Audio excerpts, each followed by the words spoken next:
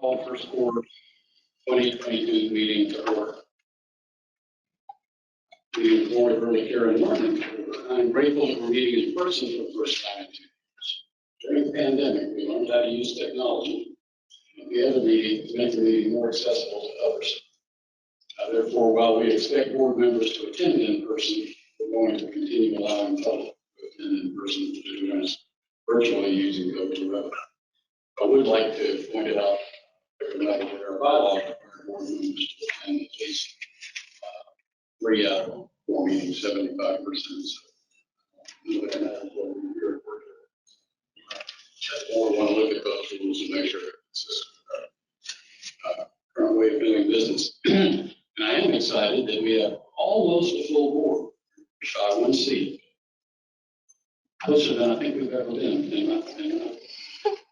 this year. Recently, Governor Kemp appointed Kimberly Neville to the 12th Congressional District. Kimberly is with us today. And we'll just take a few minutes and share your background. Do we have Kimberly? Is she on the line? Kimberly, is that you beeping in? Well then, I'll move directly to the roll call in numerical order by district. When I read your name, please respond verbally so that we can ensure your attendance is recorded at the meeting. We know how many folks are actually in attendance. I'm, of course, representing Commission District 1, Phil Davis, so I'm here. District 2, Susan Harper. I'm here. District 3, Kathy Howell. Kathy Howell, I'm very happy to be here. District 4, Carla Zizek.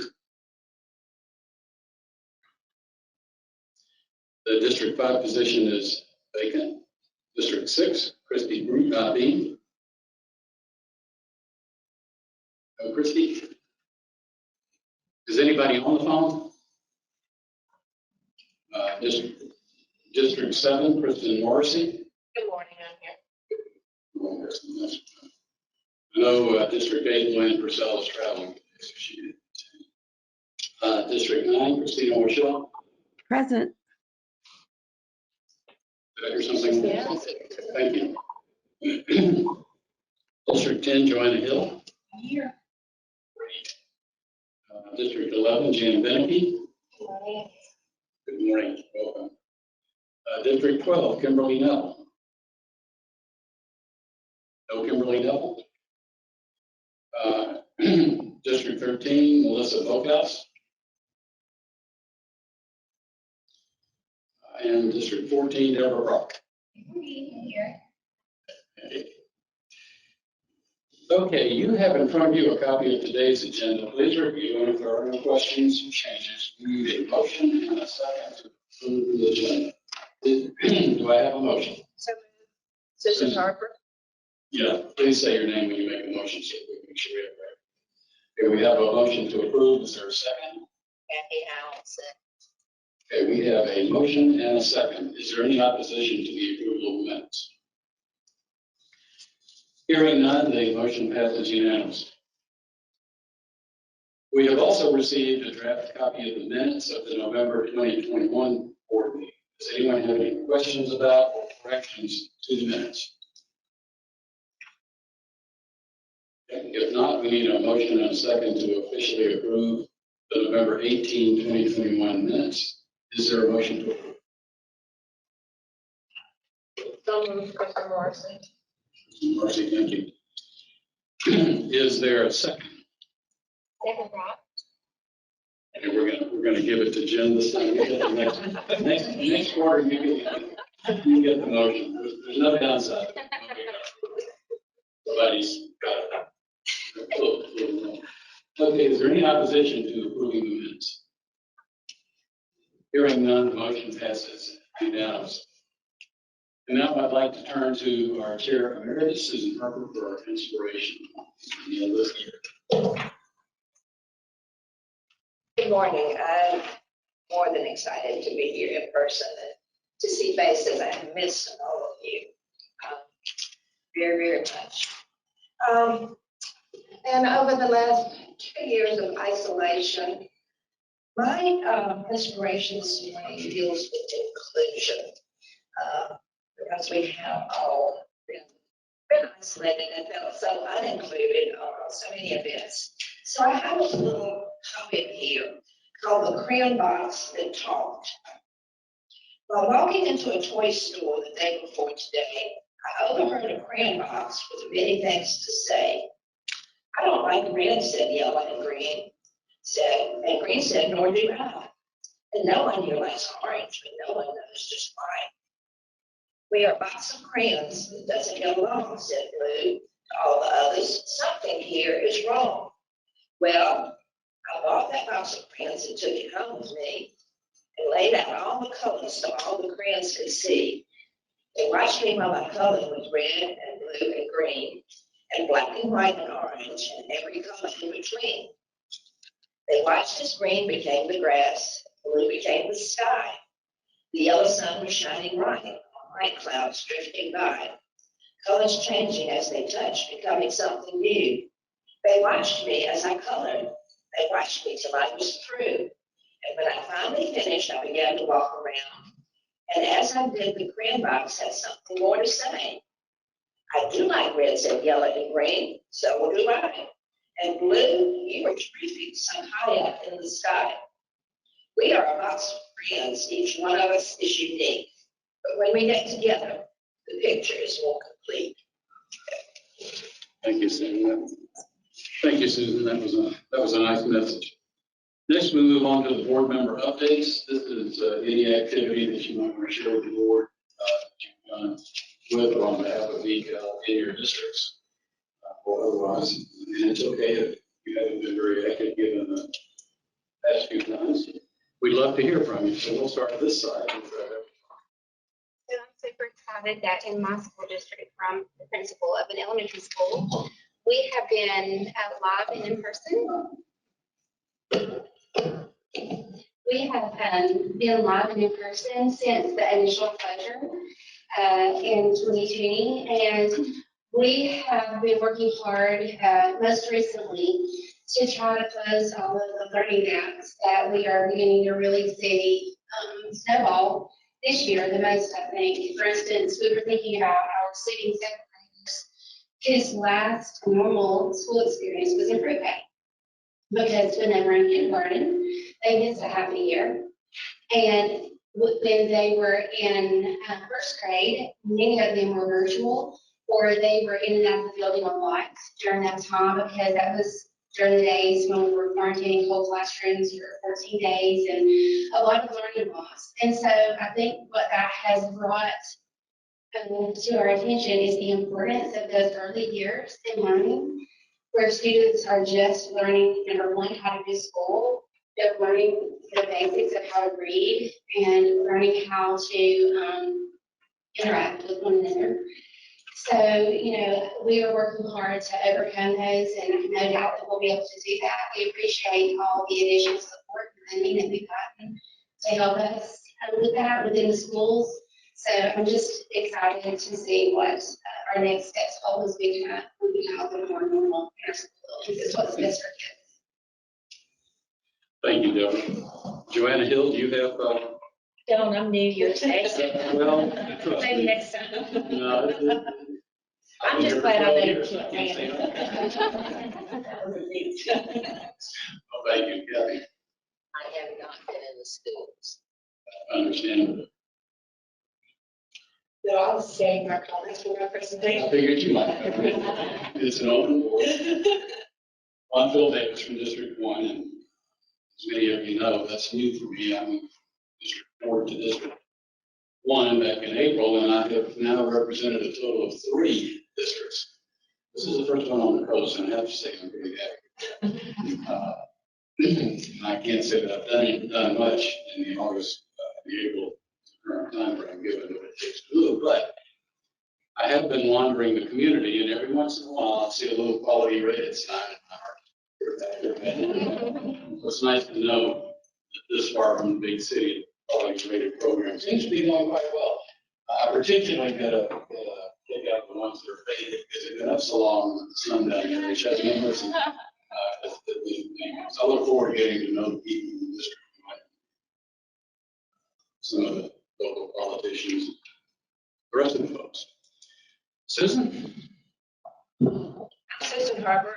I am from District 2, and I'm for the Southwest corner of Georgia, from Columbus to Florida, over to close to 75, and like I said, I'm in Albany, Georgia. I have not been in the schools, but I've contacted and with a number of the pre-K programs in that district. Particularly, I checked in with the Dougherty County Public School pre-K, asking her how they were operating. And their capacity, and they are full. And actually did have a little bit of a waiting list. So therefore, I'll petition our community to let's add classes. It did concern me that the enrollment is down, that COVID has caused an enrollment. Therefore, we have children that are losing ground because they don't have the pre-K opportunity. But it's exciting that we are back. I look forward. I enjoy reading. Being a former school library media specialist, reading with children is something that I enjoy doing, and I look forward to doing that, being back at that. Good morning, Kristen Morrissey, and I'm from the 7th Congressional District. Two quick stories, if I may. To kind of carry on from Deborah's comment, with COVID having been closed and having students that were not in the classroom. But we have some that, even those that were students that are not necessarily pre-K or K, but even our older students we have found have had memory loss, or more so even behavioral issues, more so than we had in the past. We had a presentation at our school board meeting this week where we had a little boy named Harlan Boland, and it was the cutest story. He was a captain and 4th grader. He's in one of our Title I schools, and we have extra services there, the funding, and he was reading below age level. He was in 4th grade, but he was below level. And he was, as the teachers described, he liked to practice swimming down the hallways. And so he was an energetic young boy. But just with the extra co-teaching, they were able to work with him with a lot of grace, a lot of patience. And over the year, they were able to get him to now in 5th grade, he's reading above 5th grade level. And his mother was there at the meeting, and his little cheeks, he was the cutest young thing. He was smiling. He was just like, yay, I'm so happy. And his mother was just in tears. And my point is, we talk about education and working with the kids, but we also are getting pushback from some areas that social emotional needs are not as important, which should be done in schools. And I totally think that this is going to be the difference for this boy. And it's not just his reading level, his behavior throughout the day and at home outside of school. So it takes a village, and it took a lot of people to work with these students. So they need help from pre-K and on up. So it's really, social emotional is just as important as the academic side as well. And then on the library side, there's to really believe that children reading early, getting them into that at a young age makes a difference. And I know our school system, like others, have at least where we work with the school system and the local library system, where we import all of the student records from our school system into the library. We give them a library card, which is basically student number from the time they enroll, unless they choose to opt out from the parent side, and they can immediately access them. That's a great way to get the kids reading from early ages on as well. So, great partnership. Jen Beneke? Good morning. I'm so Jen Beneke. I'm a student who have been able to remain engaged in the classrooms to the extent that it has been available in the last couple of years. I have been so impressed with, even though we have been somewhat restricted within the last couple of years, that the department and that the schools have been able to pivot and provide opportunities to still remain engaged, for the community members can still remain engaged. So I was so glad to still participate in reading pre-K week, for example, even if it was virtual, and still have those connections with the classroom and allow the children to still interact with those outside of their immediate classrooms and have those opportunities, and still make connections with the schools and understand some of the experiences that they were having. So I also just want to close by saying that I just want to applaud the pivoting and the foresight that the department and the administration has had to make in these last couple of years. I think when we were faced at the beginning of the pandemic, we had to make decisions. The short-term investments that had to be made in order to make sure that we were keeping the promise to our children that we would do everything that we could for them. I think we're now seeing that those short-term investments are now in the long run really being very fruitful for our children and are really thriving. So I just want to applaud the Department of Education for making those short-term investments that are long-term, really showing that we need to keep that promise to our children. So I'm really grateful to be part of that. Thank you. And on the phone, Christina, do you have anything that you'd like to share with us? Yes. Yes. Can you hear me all right?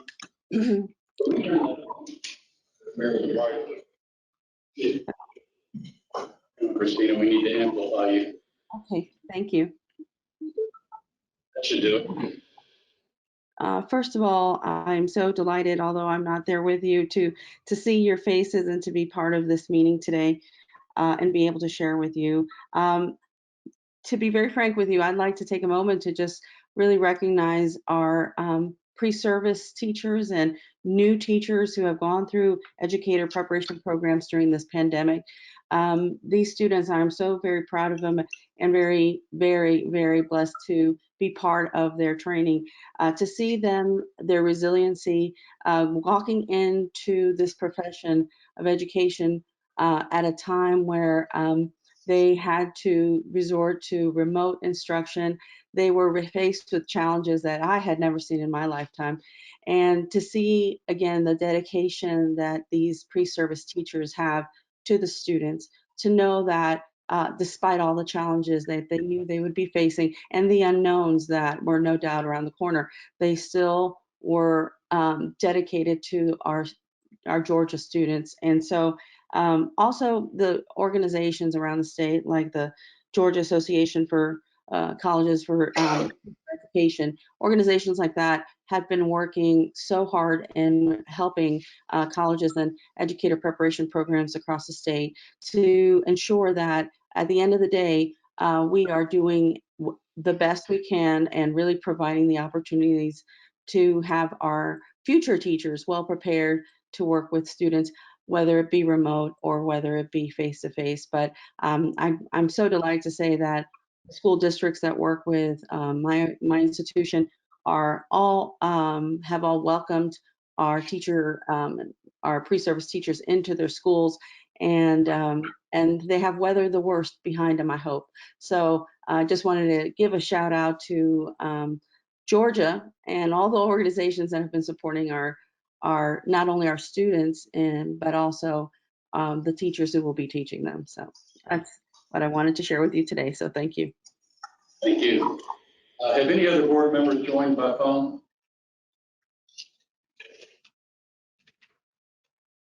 In that case, before we move on to the staff presentations, I have this magic little sign-up sheet our chair emeritus reminded me when we met in person. She did. For those of you that would like to provide an inspiration, we have 3 remaining board meetings this year. If you would sign up, and we'll leave the sheet here rather than pass around for representation where it should be, and if no one volunteers, we will draft. So it should just be some words about things that are going on. Thank you. So with that, I would like to ask Commissioner Amy Jacobs if she would share with us her update.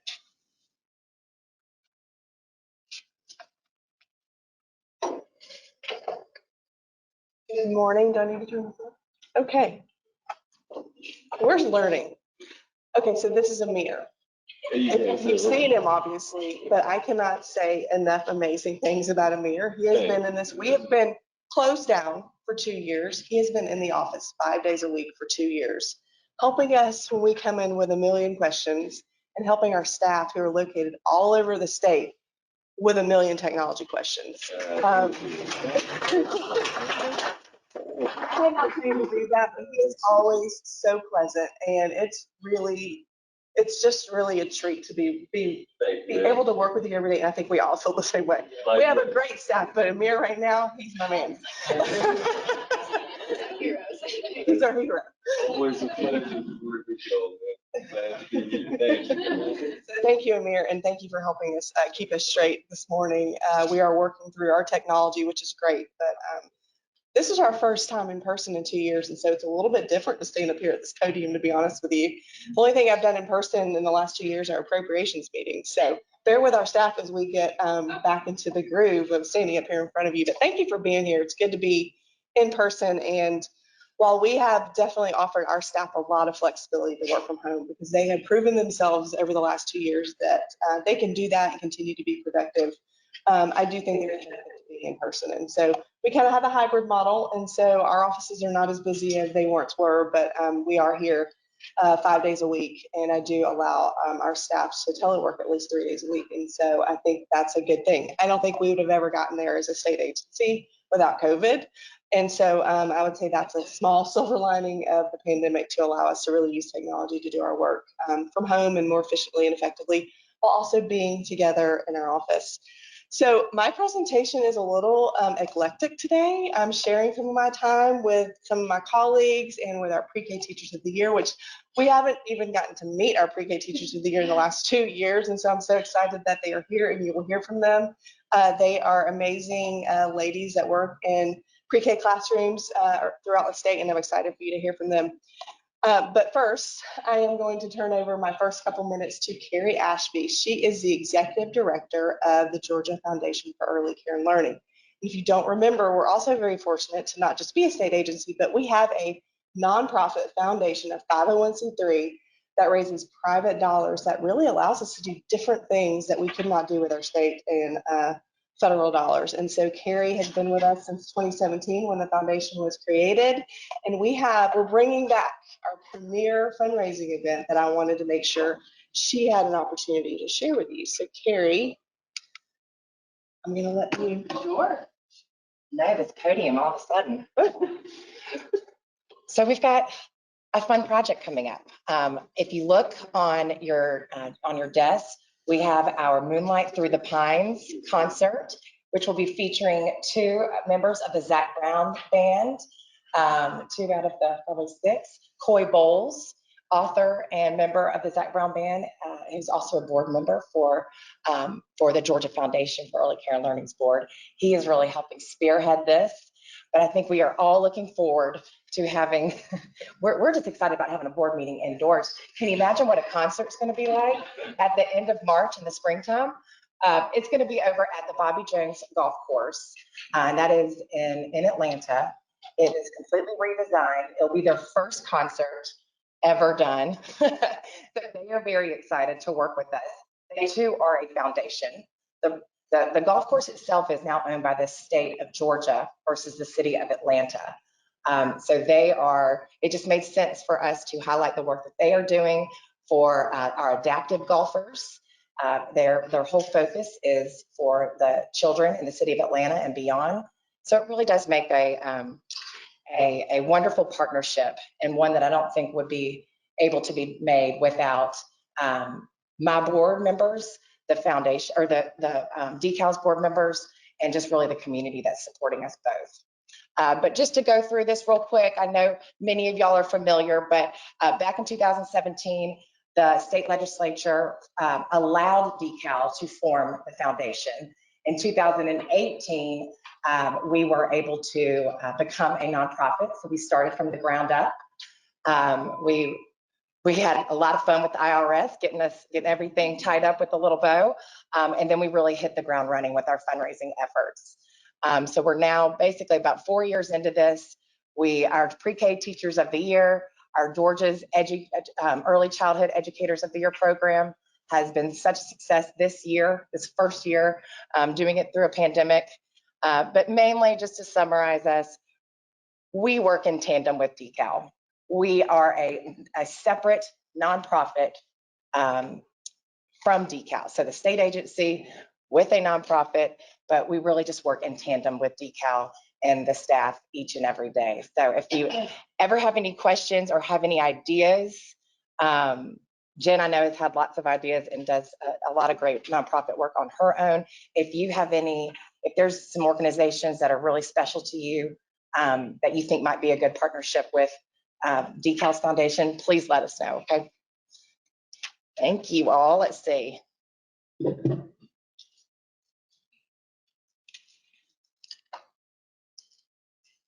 All right, there's the information for those that are at home. All right.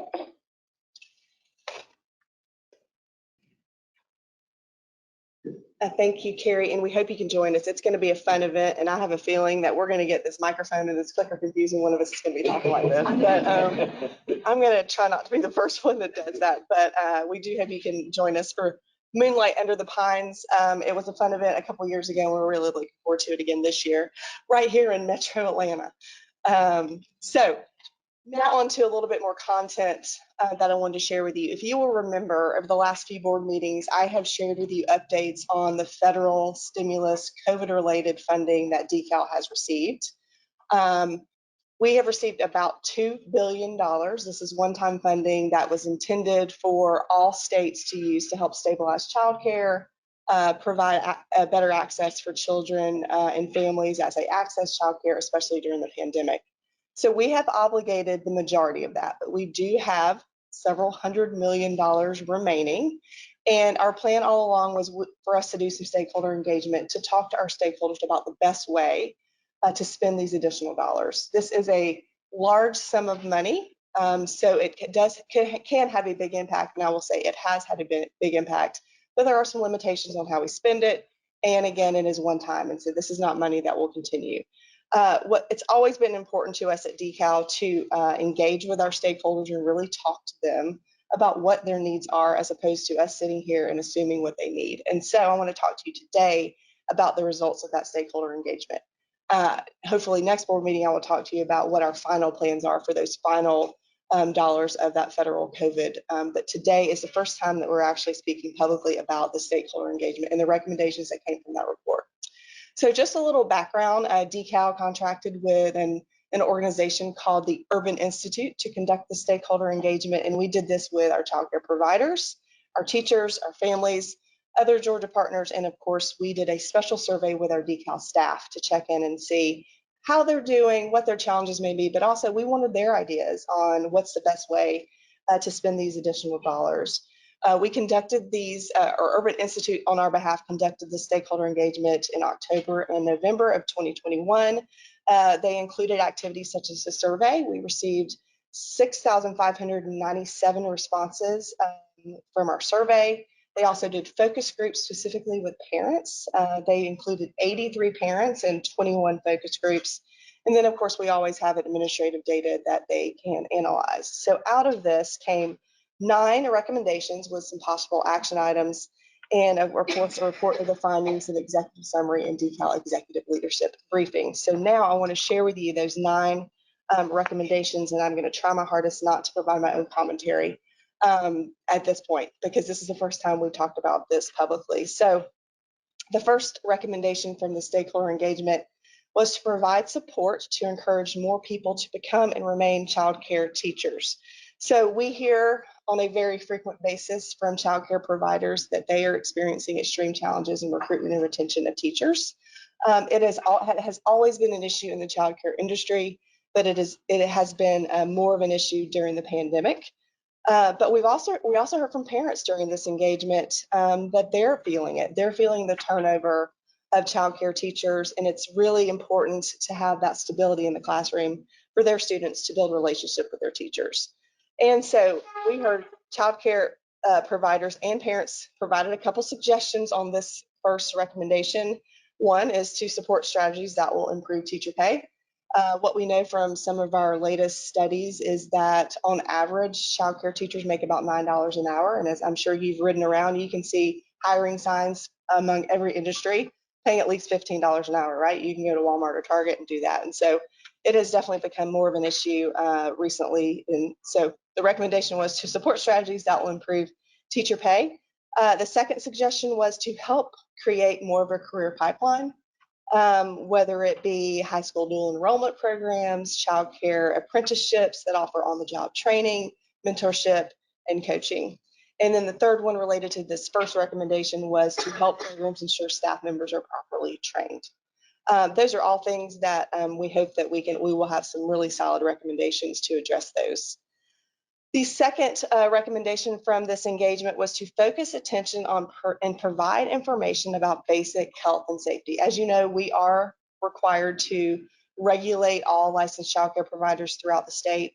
We usually do this with 2 unannounced visits every year. And of course, we investigate any complaints that we may receive. But what parents said during this engagement was they want to know more about health and safety practices of their childcare programs. And they had some suggestions, which include us providing more information that is easier to find about childcare inspections and violations, provide funds for cameras that allow parents and supervisors to see what's going on, as well as more unannounced DECAL visits to observe the practices of the program. And then to provide a place that parents can call when their children are injured or disciplined inappropriately. I have to add my commentary here because this all exists. So obviously we need to do a better job of making sure parents know where to find it. So we will, that might be an easier one for us to address. So the third recommendation is reconsider group sizes and child to staff ratios. So again, we talked to parents, childcare providers, and teachers, and they all had a different perspective, as you can imagine. Some of the suggestions around center-based programs tended to focus on a desire to reduce the number of children per teacher, so the child to staff ratios. And then when you talk specifically about Georgia Pre-K, there's definitely a focus on smaller class sizes. Now, when we heard from our family childcare learning homes, their suggestion was that they could take care of more children. So different opinions on that one as well, which is to be expected. Number 4, provide more accessible information to families about early care and learning services. And again, there were some suggestions from parents on this.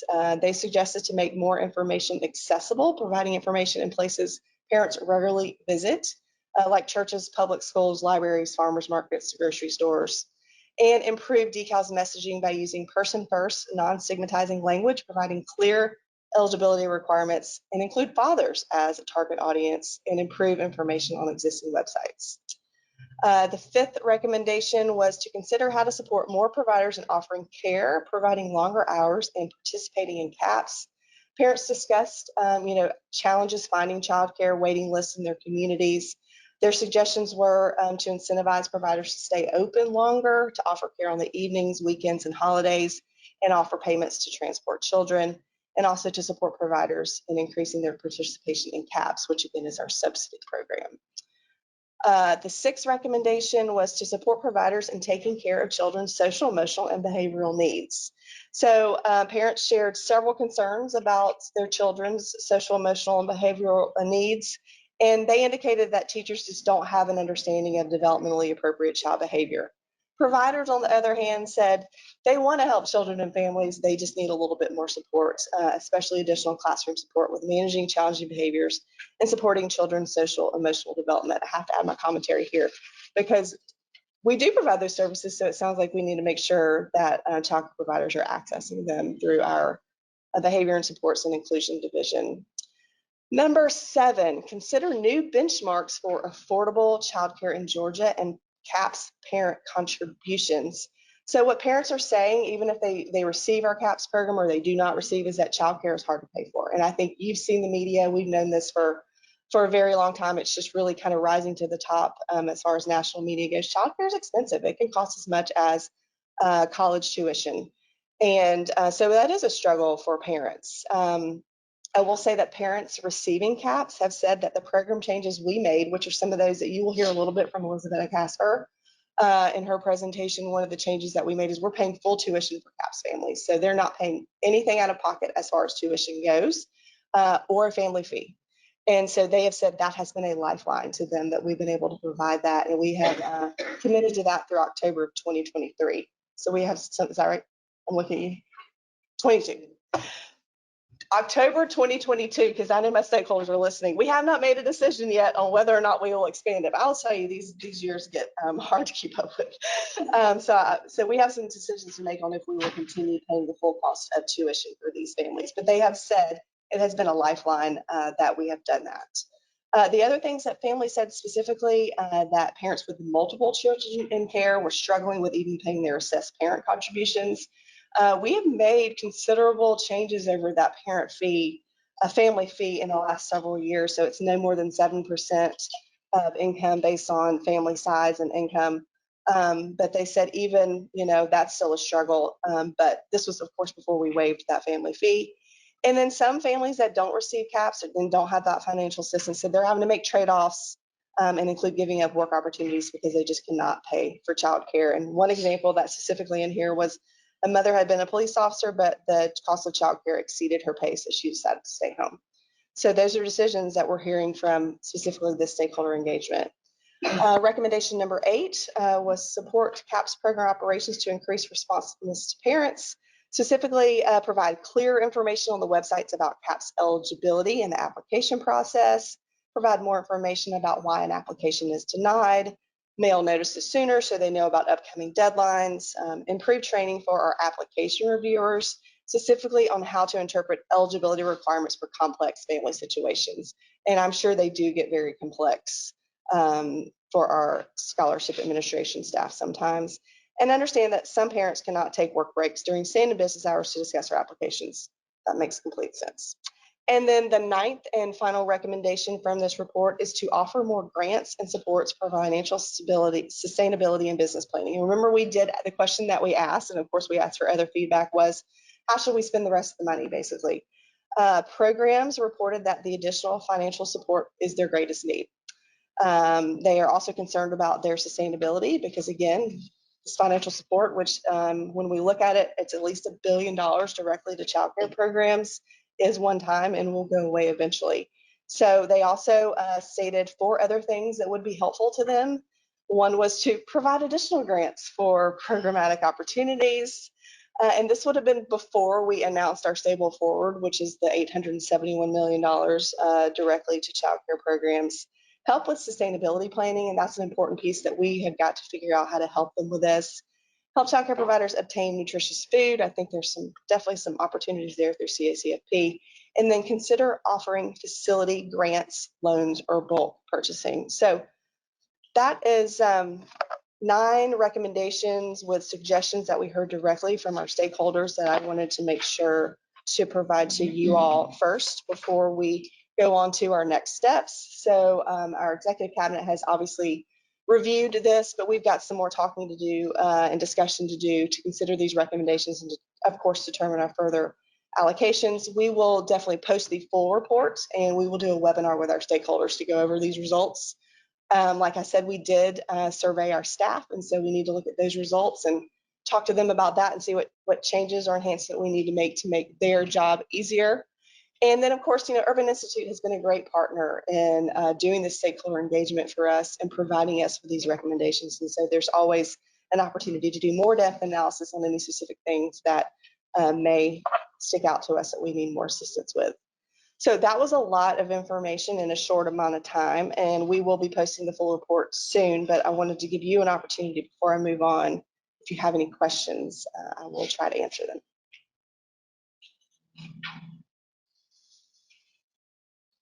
I have just one comment to make. It is about the reducing the class sizes. I know, what was it, 2008 that we had to go from 20 to 22? 11 in pre-K, 2011. That we had to increase the pre-K sizes from 20 to 22. The numerous providers that I have been in contact with, they definitely want to reduce it. They would like to go below 20, but at least get back to that. So I am hearing that from my constituents.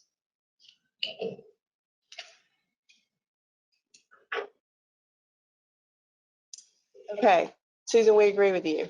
It's really a funding issue. So I'm going to move on to a very exciting part of our presentation. As I mentioned, we do select 2 pre-K teachers of the year. This is our 6th or 7th year doing this, and we'll do this through the foundation, through private dollars. And so we're just excited to have them both here today, and they're actually going to present to you about themselves and about their experience as a pre-K teacher. First, you will hear from Stephanie Currington. We select one from a public school and one from a private childcare provider, since that's how our pre-K program works. Stephanie Currington, though, is our public school representative from Kings Chapel Elementary School in Warner Robins. She teaches pre-K, well, it's Houston County. Stephanie received her undergraduate degree in early childhood education from Toccoa Falls College and has an ESOL and a reading endorsement. She's also a certified teacher, and she has been teaching pre-K since 2011. In her free time, she enjoys spending time with her family. They like to be outside playing, riding bikes, hiking, and going for walks. And she also loves to get back to Ohio to visit her family, and she's an active member in her church. So please help me welcome Stephanie Currington.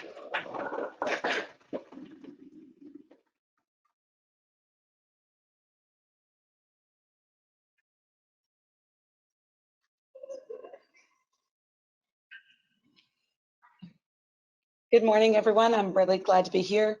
I'm not used to seeing adult faces. So if you can just randomly raise your hand and tell me about your cat, or, that you're going to the doctor, but that helped me a little bit. I'm really honored to be here today and humbled at this experience. I want to thank all of you and the work you do to support us teachers every day, because everything we do is possible because of you. So I really appreciate that. Pre-K is the only thing I have ever taught. So I'll tell you a little bit. I can work the clicker. This is my family. On the tree, you can see my siblings. I'm one of 7 kids, and my family is everything to me. I am number 3 in the order, and so I'm very close with my siblings.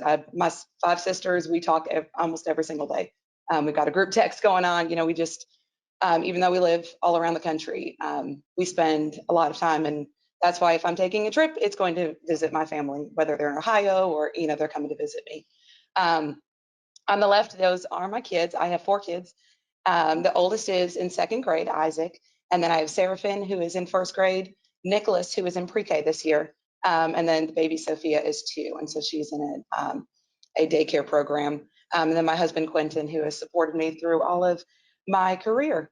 They are fantastic. They're great kids. They're wild and crazy, but that's all you can do when you have that many boys in a house. So like she said, when I'm not at school, and so much of my life is at school, but I'm spending time with my kids, because what else you can do with 4 kids? I love to read. I spend most of my summers trying to find new books. I don't have time to go to the library as much, so digital books.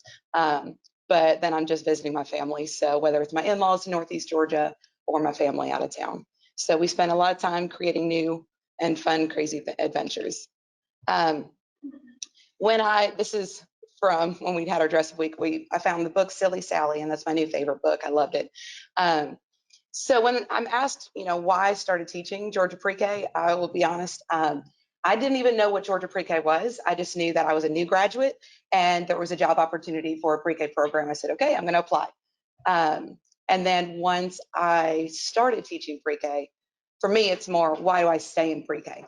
And it's because I get to give these kids a developmentally appropriate start to their school career.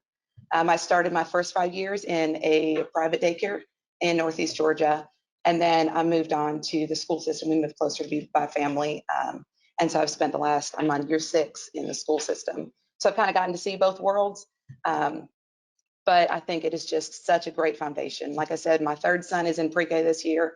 And just knowing that this is giving him that start, helping him move from a quality daycare situation to a quality pre-K, and just being able to start his school career. So I love being able to do that for my own children, but also for all of these students who walk in my door. And I love when they come back and visit me, and they're still saying, I've got 4th graders, who are still coming and giving me hugs every day. And that's just, I know that they're succeeding because, we've had that little bit of support in the beginning. When I think about what it means to be chosen as Pre-K Teacher of the Year, it's kind of hard to give an answer. For the most part, it's, a humbling experience, and it's such an honor to have this bestowed upon me. I definitely don't feel I'm the most qualified. I'm just the one who applied. So when I've talked to other teachers in my county and in the just the surrounding community, I said, you just need to apply because you might not think you're doing a great job, but you are. If you're showing up every day through a pandemic, you're doing a great job. And so I wouldn't be where I am if it weren't for my team around me. I am definitely a product of my environment. From the daycare I worked at, my director teaching me about what it means to be professional and dealing with parents and those difficult situations, to the school I'm in now, the one with the flowers, that's my assistant teacher, Melanie Hyatt. And she makes everything I do every day possible, and I'll say, I'm sorry, I feel like I'm giving you all the work. And she said, no, this is what you need to do to be able to do your job. And so that's my job. And I could not ask for a better person. And then on the other side, Rebecca Matthews is my co-teacher next door. She's taught all of my boys. And every time we plan lessons, she said, okay, well, what can we do more? What can we do more? And my school has been so supportive in creating an environment where I can thrive and can do my job. So for me, it's a chance to recognize the team that has supported me and brought me to this spot, but it's also a chance to advocate for the program. People say, oh, congratulations, I heard about this award. So let me tell you why pre-K is awesome. Let me tell you why I teach pre-K, because it really is my passion. And, a lot of pre-K teachers go into pre-K to move up in the grades. I said, no, this is where I'm staying. And so my principal asked, he said, are you interested in older grades? I said, I'll go where you tell me, but this is where I want to be. I would like to eventually, move into working with DECAL and supporting other teachers, but I got a lot more to learn before I can do that. So I appreciate the chance to be here and just the honor and the opportunities it's provided me to just talk to people about how great this program is. So thank you very much.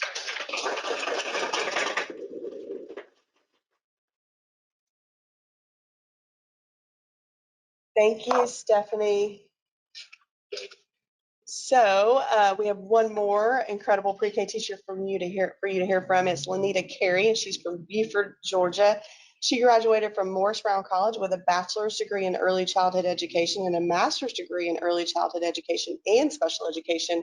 And she started teaching in Georgia's pre-K in 2002, 20 years. And currently works at Jackson Creek Academy in Gwinnett County. And she is a certified teacher here in Georgia. In her free time, she enjoys scrapbooking and reading. She's a huge James Patterson fan. And she also spends her time giving back to her community. She runs an organization called She Speaks Incorporated, which provides young women with a variety of techniques to help them find and use their voice in different situations. So, Lanita.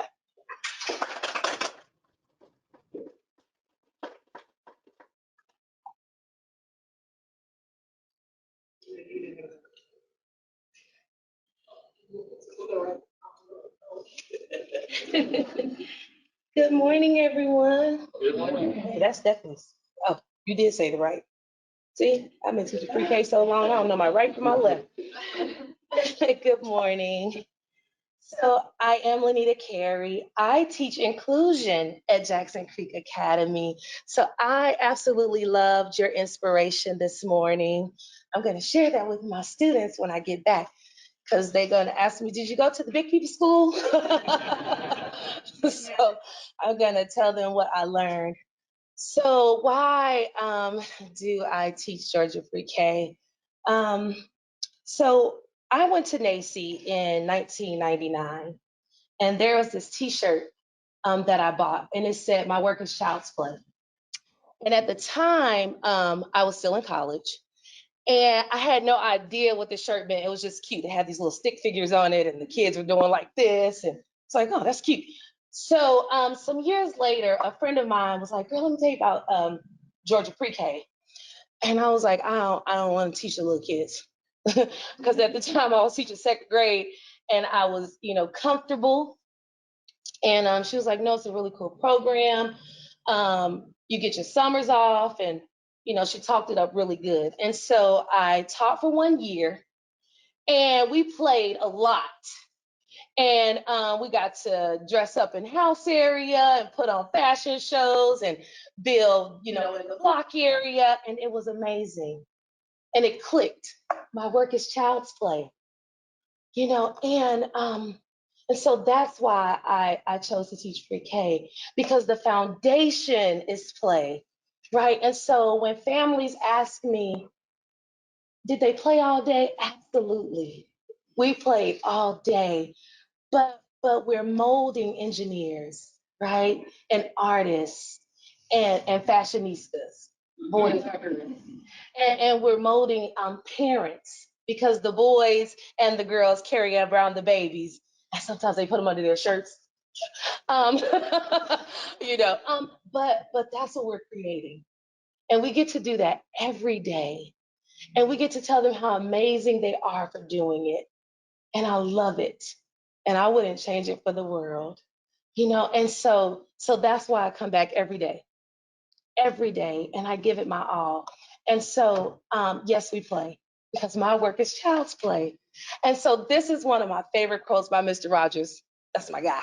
It says, play is often talked about as if it were a relief from serious learning. But for children, play is serious learning. Play is really the work of childhood. I couldn't have said it better myself. That's so good. Yes, when we play, we learn. So this is my family. And so we have this saying, just us three. We're small but mighty. So that's my wife of 19 years. She's also a pre-K teacher. And that's our daughter, Stephanie. She goes to Valdosta State. She's a sophomore. And I taught her in pre-K. Yeah, I know. And she used to get in trouble every day. My wife used to come up there and say, come here. And she's like, no, Mom, I don't want to leave class. Because she wouldn't listen to me. And when she used to get really sassy, she used to say, Miss Nita.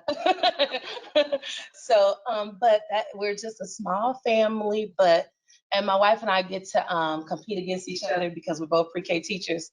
But I tell her I'm the pre-K teacher of the year. So what do I do outside of teaching? So children, youth, and young adults is my life. It's my passion. It's my work. And so when the pandemic hit, I saw that my kids are struggling. So I'm a youth minister at my church.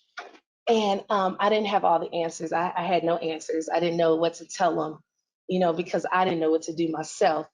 And so I started an online group called Young, Spiritual, and Liberated, on top of She Speaks. And so we gather once a month and we just talk about everything from politics, which I know nothing about, to spirituality, to their love lives.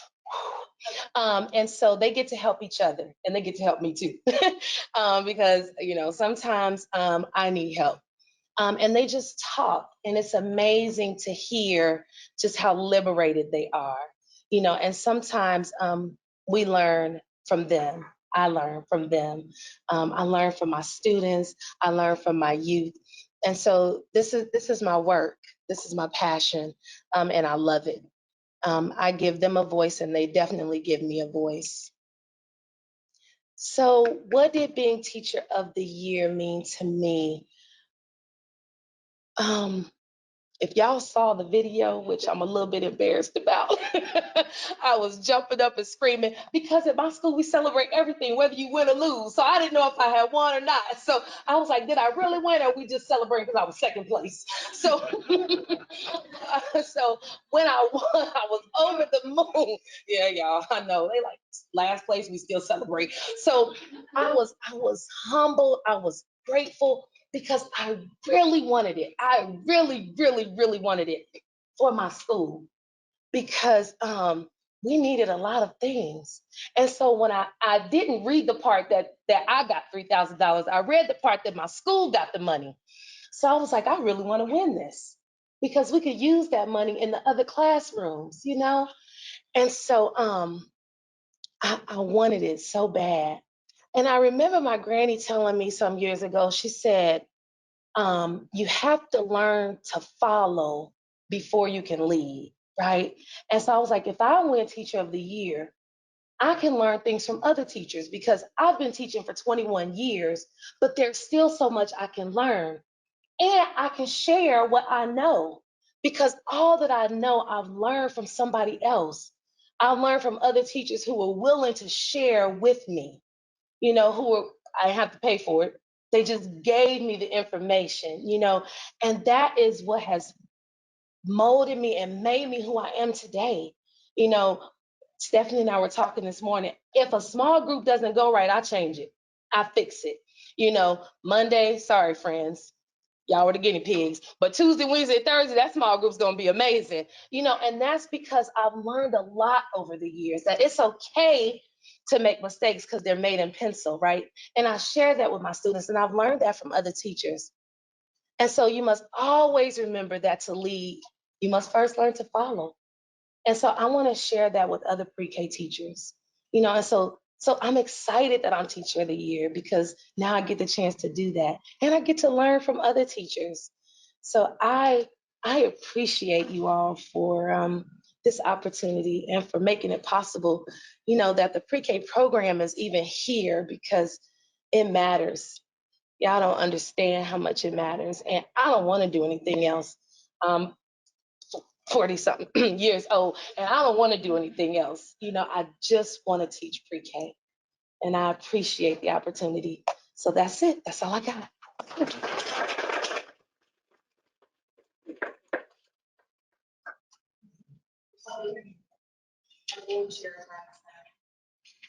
A resolution that you would like to present to both of you, so if you want to step up. I haven't had to button this suit in 2 years. This may be a little short. That's okay. I can't button my suit jacket either. I want to be in one of y'all's classes when I come back as a kid. I really do. Congratulations to you both. Not only does it mean something to you, but it means a tremendous amount to the board to be able to recognize the work that you do, and by reflection, the work co-workers and staff support and so forth do. So we have a couple of resolutions, and I'd like to read them and present them. So first, in resolution of the Board of Early Care and Learning in recognition and appreciation of Ms. Lanita Carey's dedication and commitment to teaching Georgia's youngest children. Whereas Ms. Lanita Carey has had a lifelong appreciation for education, first as a young child herself, and then as her own child grew. And whereas Ms. Lanita Carey has been an early childhood educator for 19 years in Georgia's pre-K program in Gwinnett County, Georgia, and whereas Ms. Lanita Carey has earned an early childhood education degree, a master's degree, and is a certified teacher in Georgia, and has learned best practices to develop purposeful, individualized, and focused instruction that meets the needs of her students. And whereas Ms. Lanita was instrumental in starting an annual book fair and carnival, proceeds of which helped purchase books for Children Healthcare of Atlanta. And whereas Ms. Lanita Carey was named Georgia's Pre-K Teacher of the Year 2021 to 2022, representing pre-K educators in a private childcare setting. Now, therefore, let it be resolved that the Board of Early Care and Learning recognizes and strongly commends the work of Ms. Lanita Carey and appreciates the invaluable service she provides to children and families in Gwinnett County, Georgia, through the Georgia Pre-K program. In witness whereof, we have set our hands and caused the signature of the Chair of the Board of Early Care and Learning to be affixed to this 17th day of February 2022. Oh, thank you. Thank you so much. Congratulations.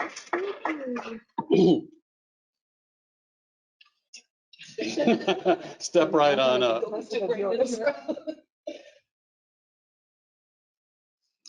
Signing these things is one of the most fun things the chair of this board ever gets to do. And our immediate chair emeritus, Susan Harper, I think, tell you the same thing. Is we're thrilled holding these things whenever we get them in our hand.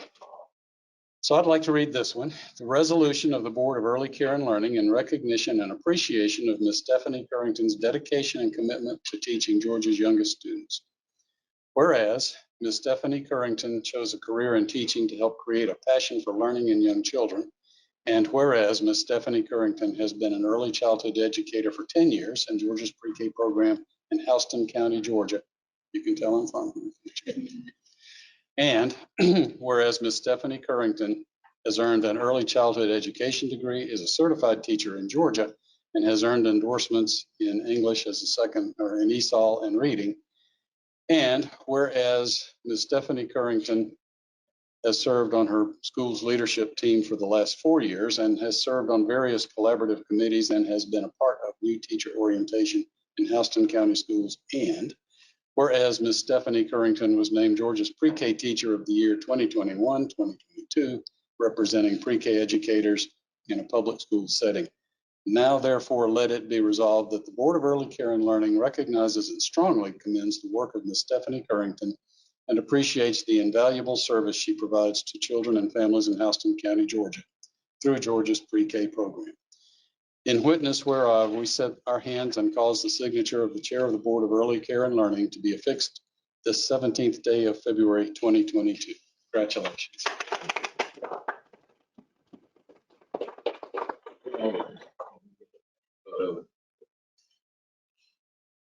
I'll stay here behind her.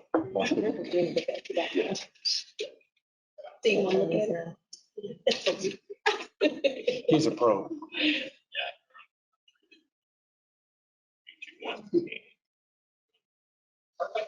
Thank you all so much. Congratulations. This is wonderful.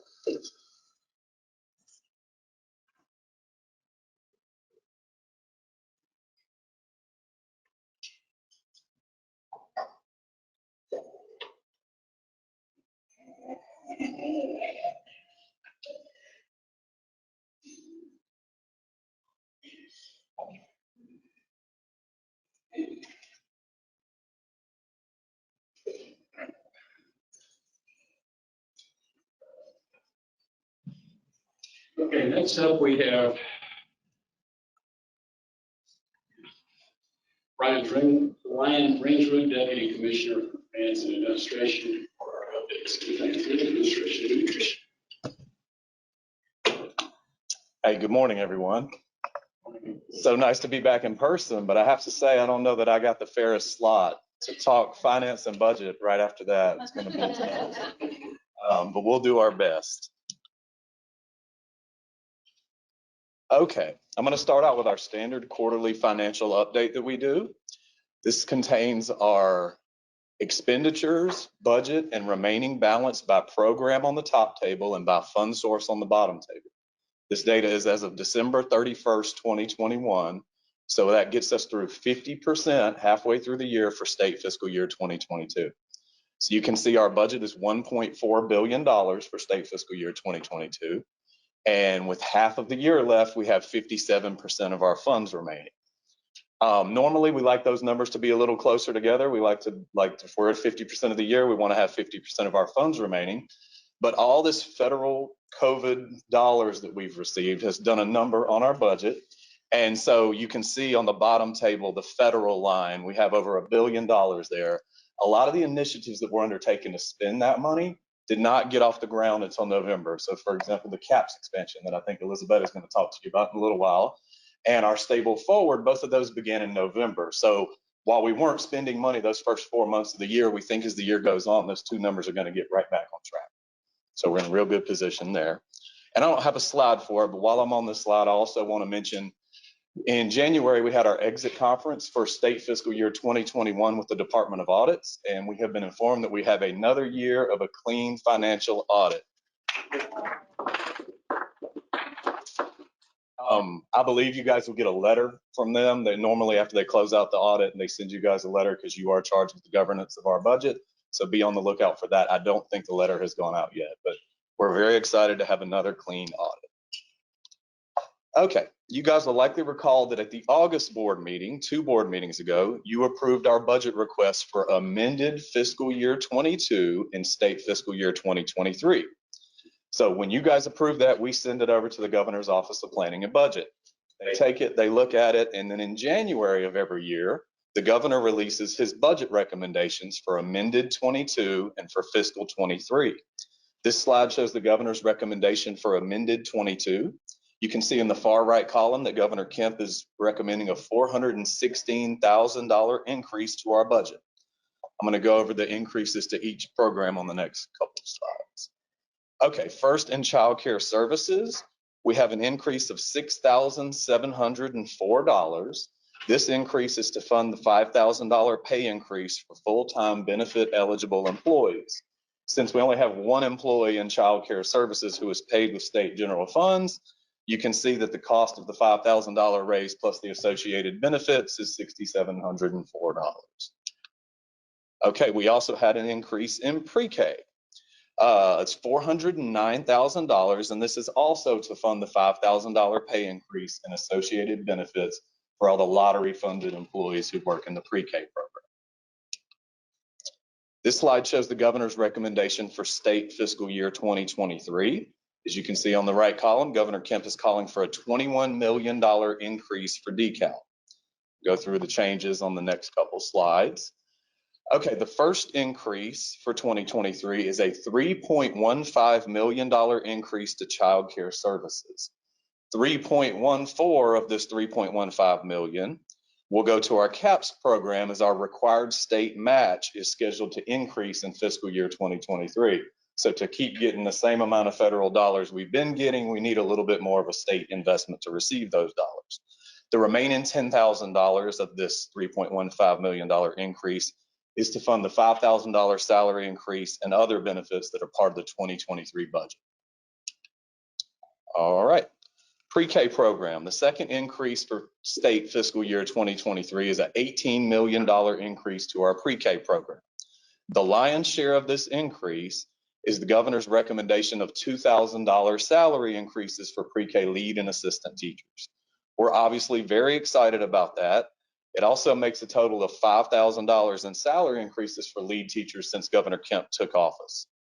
The next three increases are statewide changes to retirement calculations and to the $5,000 salary increase for full-time benefit eligible employees. The last change is a $2 million reduction that is just a calculation from the pre-K formula. So that sums up the changes in the governor's budget recommendation. I would caution you to keep in mind that this, once he releases his budget book, it goes through the legislative process. It's got to go through the House, through the Senate. There will be and have already been some changes to these numbers. When we reconvene for our May board meeting, we should be able to show you guys the final 2023 budget. And then the last thing I'll leave you with, and I just noticed this the other day, state fiscal year 2023 is kind of going to be, at least from a financial standpoint, a pretty big milestone for Georgia's pre-K program, because you can see for the first time ever, our budget is over $400 million. That has not happened before, at least since I've been in this role. So we're very excited about that. Any questions? Yes. When we're budgeting for increases in pre-K and lead and assistant, does that apply to public school systems as well as to private? Yes, to all pre-K classes, whether they're in public or private. Any other questions? All right.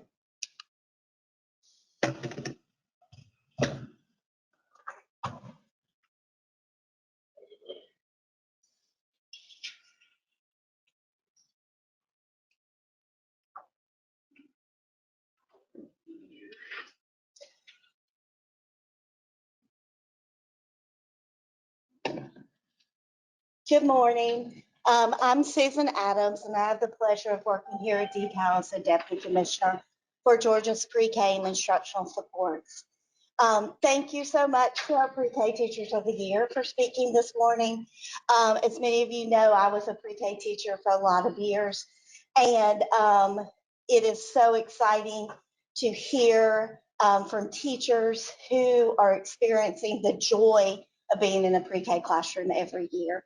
I certainly never imagined that I would be here. I enjoyed my years in the classroom very much and are glad to see that we're able to continue to see that great instruction happening every day. So thank you so much. All right, so I'm going to today talk to you about an exciting week, Inclusive Early Learning Week.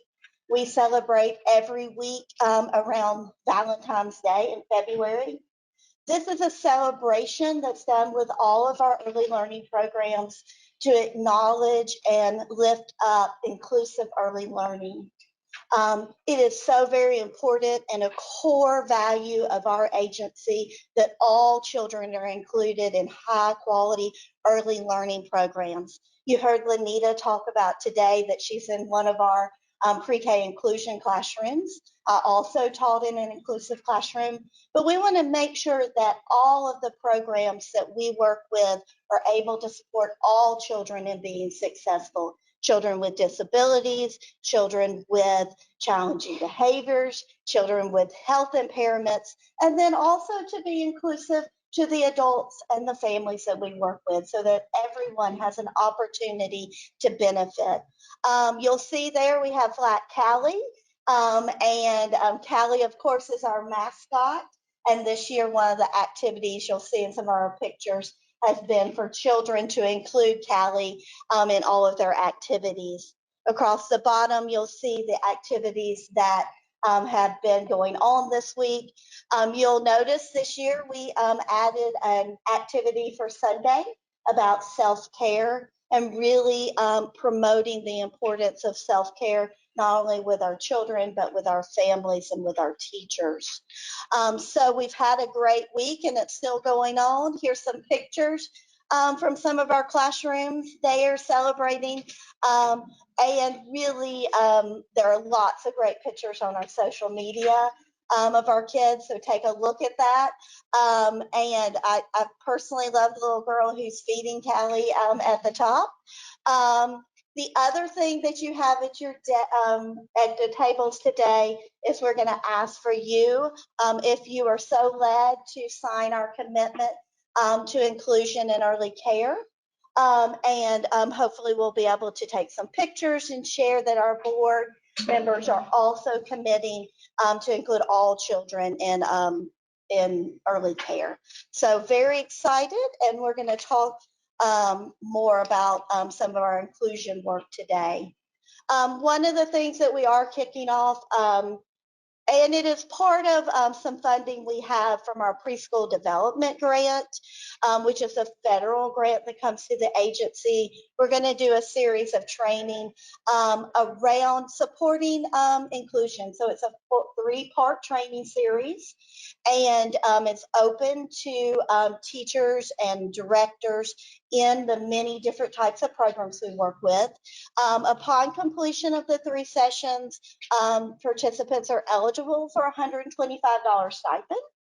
And up to 3, it's 1 class credit for each session, so up to 3.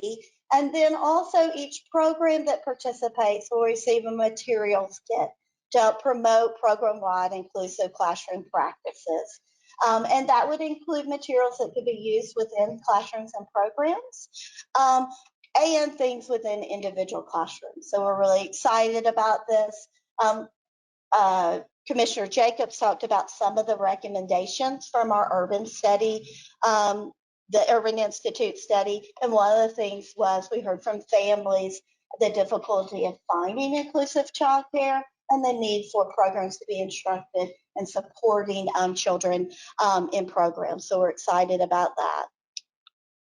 I want to talk to you a little bit about Georgia Seeds for Success, which stands for Social Emotional Early Development Strategy. This is a unit within our division that focuses on supporting programs in including children and promoting social emotional development and mental health development. You guys have seen this before, but wanted to bring it back up to remind you that as we think about how we support young children, families, and teachers, we have a multi-tiered system that looks at 3 tiers that support programs. And one of the things that we heard Commissioner Jacobs talk about was the importance of supporting social emotional development and mental health. And so as we look at this, we have 3 tiers. The first tier looks at our specialists and all of our program staff in supporting programs by training and technical assistance. We've talked about the helpline that we have that anyone can call if they have a need, a family, or a teacher that has a child that's struggling in their program.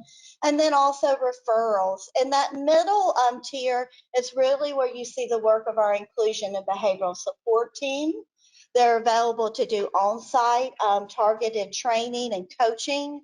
They work with teachers not only to improve the social emotional climate of their classrooms, but also do individual coaching with those teachers around particular problems they may be experiencing in their classroom.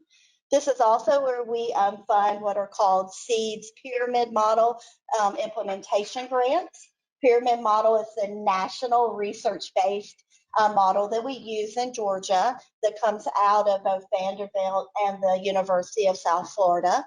And these grants support both family child care learning programs, but also child care programs in targeted strategies and improving classroom climate and social emotional development.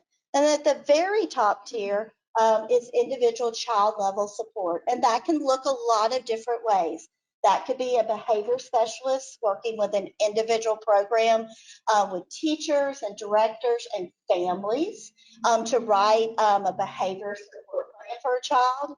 It can also look like referrals for support and treatment services. You guys have met Laura Lucas, who's our Director of Mental Health, who's new at our agency over the last year. And it is her work that supports being able to make sure that we have resources for our youngest children and their parents for mental health. And so Laura's done a lot of good work. She's giving you some updates. We're excited that there's an exciting bill that looks at mental health that includes our youngest children in the session this year. And then that also would look like therapy services, so connecting to children that may need services that are either done through early intervention and Babies Can't Wait, or through special education preschool in our schools districts. So one of the things that we have going on is a pyramid state leadership team. Remember, pyramid is the model that we use. We do have a newly revived pyramid support leadership team that's going on. That's a cross-sector group that looks at building the system. It includes individuals from both state agencies, but also partners from our technical college system, university system that train our teachers both in service, but also pre-service. Advocacy partners like GEARS and GACI, and then also some of our partners from our mental health organizations. And we're really excited that they'll be giving us recommendations to the agency, but also to other groups about how to strengthen our services. So as they get up and going, we'll be giving you updates. Real quick, I want to talk about some grants that we've been doing that have been focusing on family child care. We also do these programs in child care programs, but we haven't been doing it because of the pandemic. We'll ramp those back up this spring. These are those SEEDS grants that we were talking about. These include weekly coaching sessions with the family child care providers. Remember, family child care learning homes support children within their homes, and so they're providing child care there. They support kids different ages, but lots of times mainly infants and toddlers, but also other ages. These individuals participated in 4 institutes, so training, and then they also got some materials to support both the technology package so that they could do things like virtual training, virtual coaching sessions, but then also learning materials. We did one cohort with 31 providers. You'll see there from July and December. This is a first go round with family child care programs. We've done these grants with child care learning centers for years, but this was focused on family child care. And here's some of the feedback from their post survey. You'll see we were glad that most of it was very, very positive. And most important is that we felt like that they would use the information and support they got beyond the end of the grant. So we want to make sure that what we're doing not only supports you during the time when our coaches are there, but also beyond that, and it changes how that you interact or what your environment looks like so that you're promoting both inclusion, but also these social emotional strategies in your program. So we're excited about that. Couple of updates about Georgia's pre-K program. You guys have asked for updates about enrollment. You'll know that during the 21 school year, enrollment did drop down due to the pandemic. But you'll see there that this year we have data through our second roster. We see that rebounding, and we anticipate that as conditions improve and as we're able to better meet the needs of children face to face, we'll see that enrollment increase. Georgia pre-K applications for programs coming up. Our pre-K program application just closed yesterday for the upcoming school year, so we were very busy supporting programs and applying. Those will be reviewed and we'll look at both continuation providers, expansion classrooms, and new providers for the upcoming school year. Our application for our summer transition program opened on February 2nd, and that's due back on March 11th. And then also our pre-K Teacher of the Year application, where we'll be looking for applicants for the upcoming school year, opens on March 1st. Real quick, the commissioners talked about some of the programs that we've had with our recovery funds to support our workforce. And so one of those is POWER, providing our workforce essential recognition. You know that we last year did the first round of payments. These go to eligible workforce people. And so those are going to be both our Georgia's pre-K teachers, but also teachers, directors, family child care providers, anyone that's been reporting during these times and interacting with children and families in licensed programs, Head Start, Early Head Start, and our public school pre-K programs have been eligible. We have an application open right now for the second round of payments that's through, I think, the end of the week, through the 18th. And then we'll do a third round in the spring. So they'll get 3 payments. In our first round, you'll see there that we put out over $33 million to about exactly 33,405 early learning professionals and staff. And we're on track to do that again in this second round. All right, so that was a lot of information to get you to the break, but I'll stop there and ask if anyone has a questions. Any questions for Susan? I have a question. I have, first of all, it must have been a little telepathy because I had not communicated with your office about inclusion when I worked on my inspiration story. But the accolades to you, in talking to a pre-K teacher that has an inclusion class, she said the training yesterday was fabulous. Right. So, yeah, so annually as part of pre-K contracts, we do training for all of our pre-K teachers and assistant teachers, for directors, and that's something that we do using our lottery funds. We've had to change that training, of course, during the pandemic, pivot to virtual training, but as you can see, it seems to be going really well, so thank you, Susan. Are there any other questions or comments? Right, I'd like to note for the record that Kimberly Neville from District 12 has joined us back home. And now it's time for our break. Thank you, Susan. Try to make sure that we only change rules once a year. The last thing they need is to have to worry about when a rule change is going to pop up. So we always try to do it in line with either the beginning of the state fiscal year in July or the federal fiscal year in October. And over the past several years, we've really tried to make it October, something that they can count on, something that's consistent. And that's what we're doing.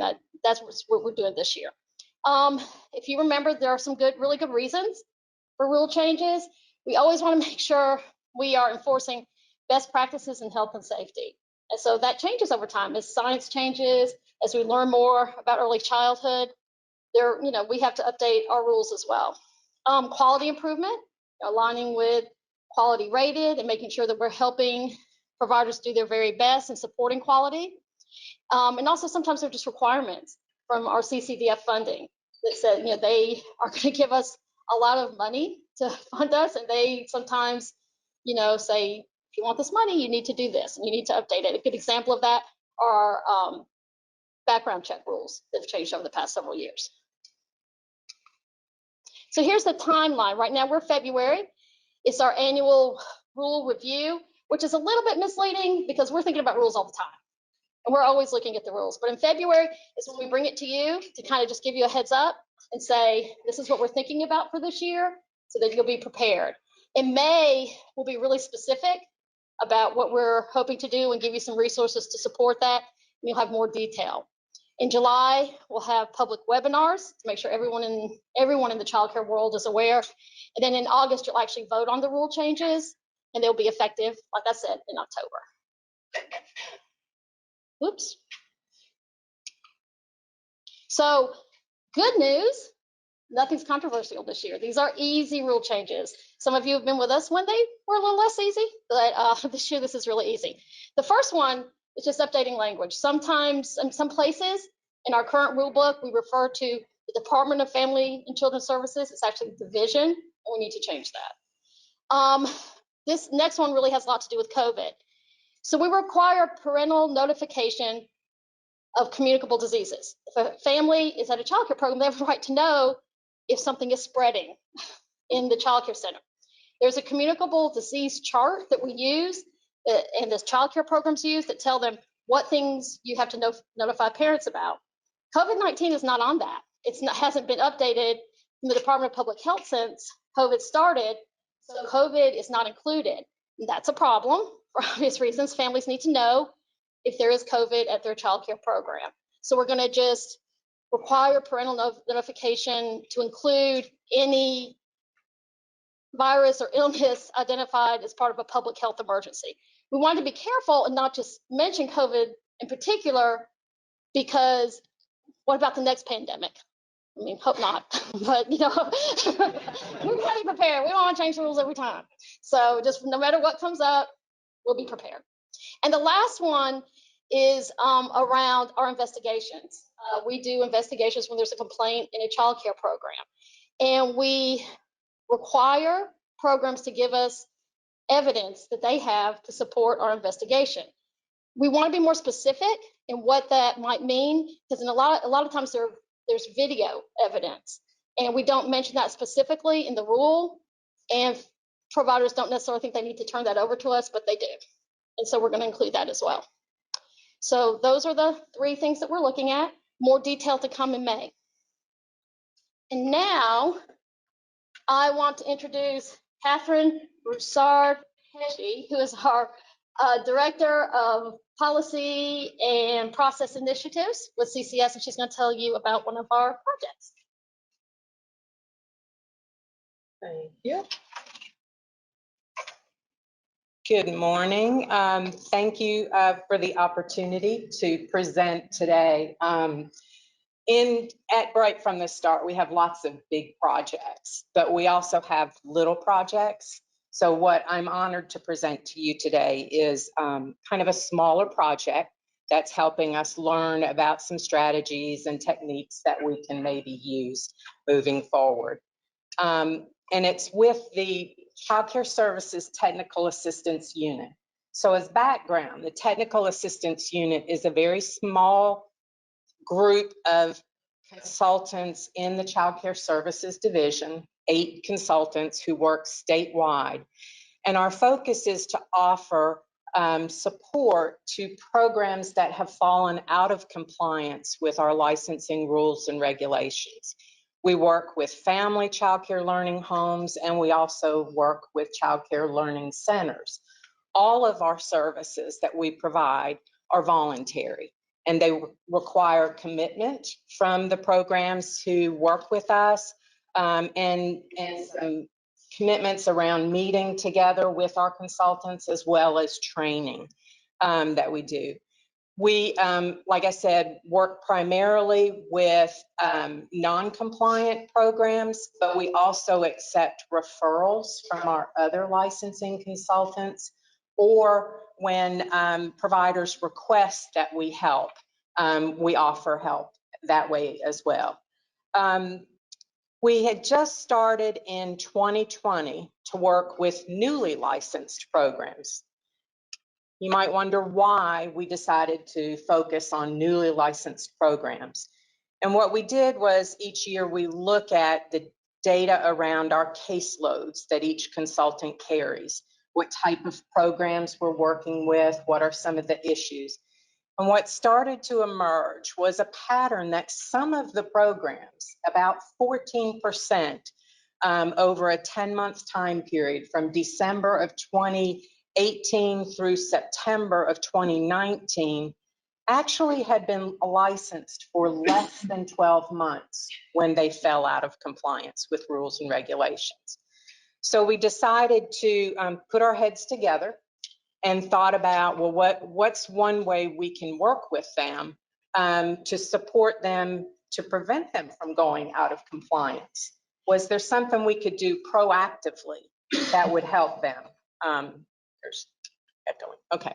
So what we did was we developed a program in DECAL. We love our acronyms. So we started a small pilot that we were calling Bridge to Quality, or BTQ. And we worked with 11 newly licensed programs. We got notification when they were given permission to operate, and we reached out to them to offer them some voluntary services from our consultants. We provided coaching on-site or virtually, as it turned out, but it was designed to be on-site to work with them to address some of the issues that we saw that they were struggling with or might struggle with in maintaining compliance, but also to look at what are some of their business practices and are there things that we could do to strengthen those business practices.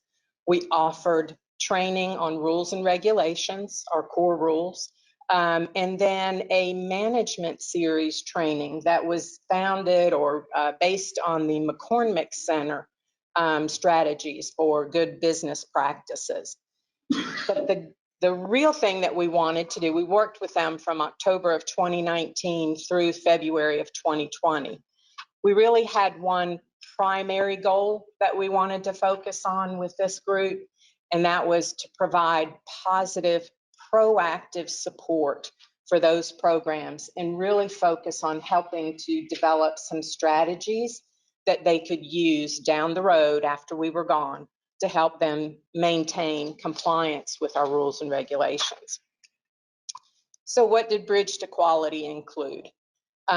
We committed to making 2 visits per month, once every other week.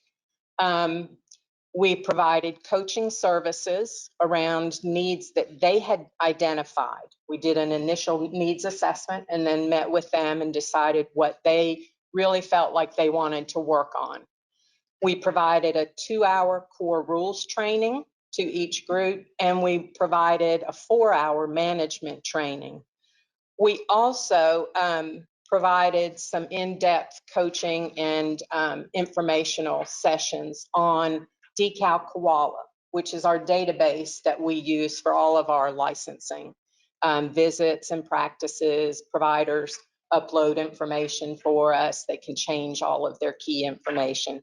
So we really did a deep dive into DECAL Koala and help these providers understand how we look at compliance, our enforcement chart, what potential adverse actions were that we could take if they were non-compliant, in the hopes that that would motivate them to have the information to keep from falling out of compliance.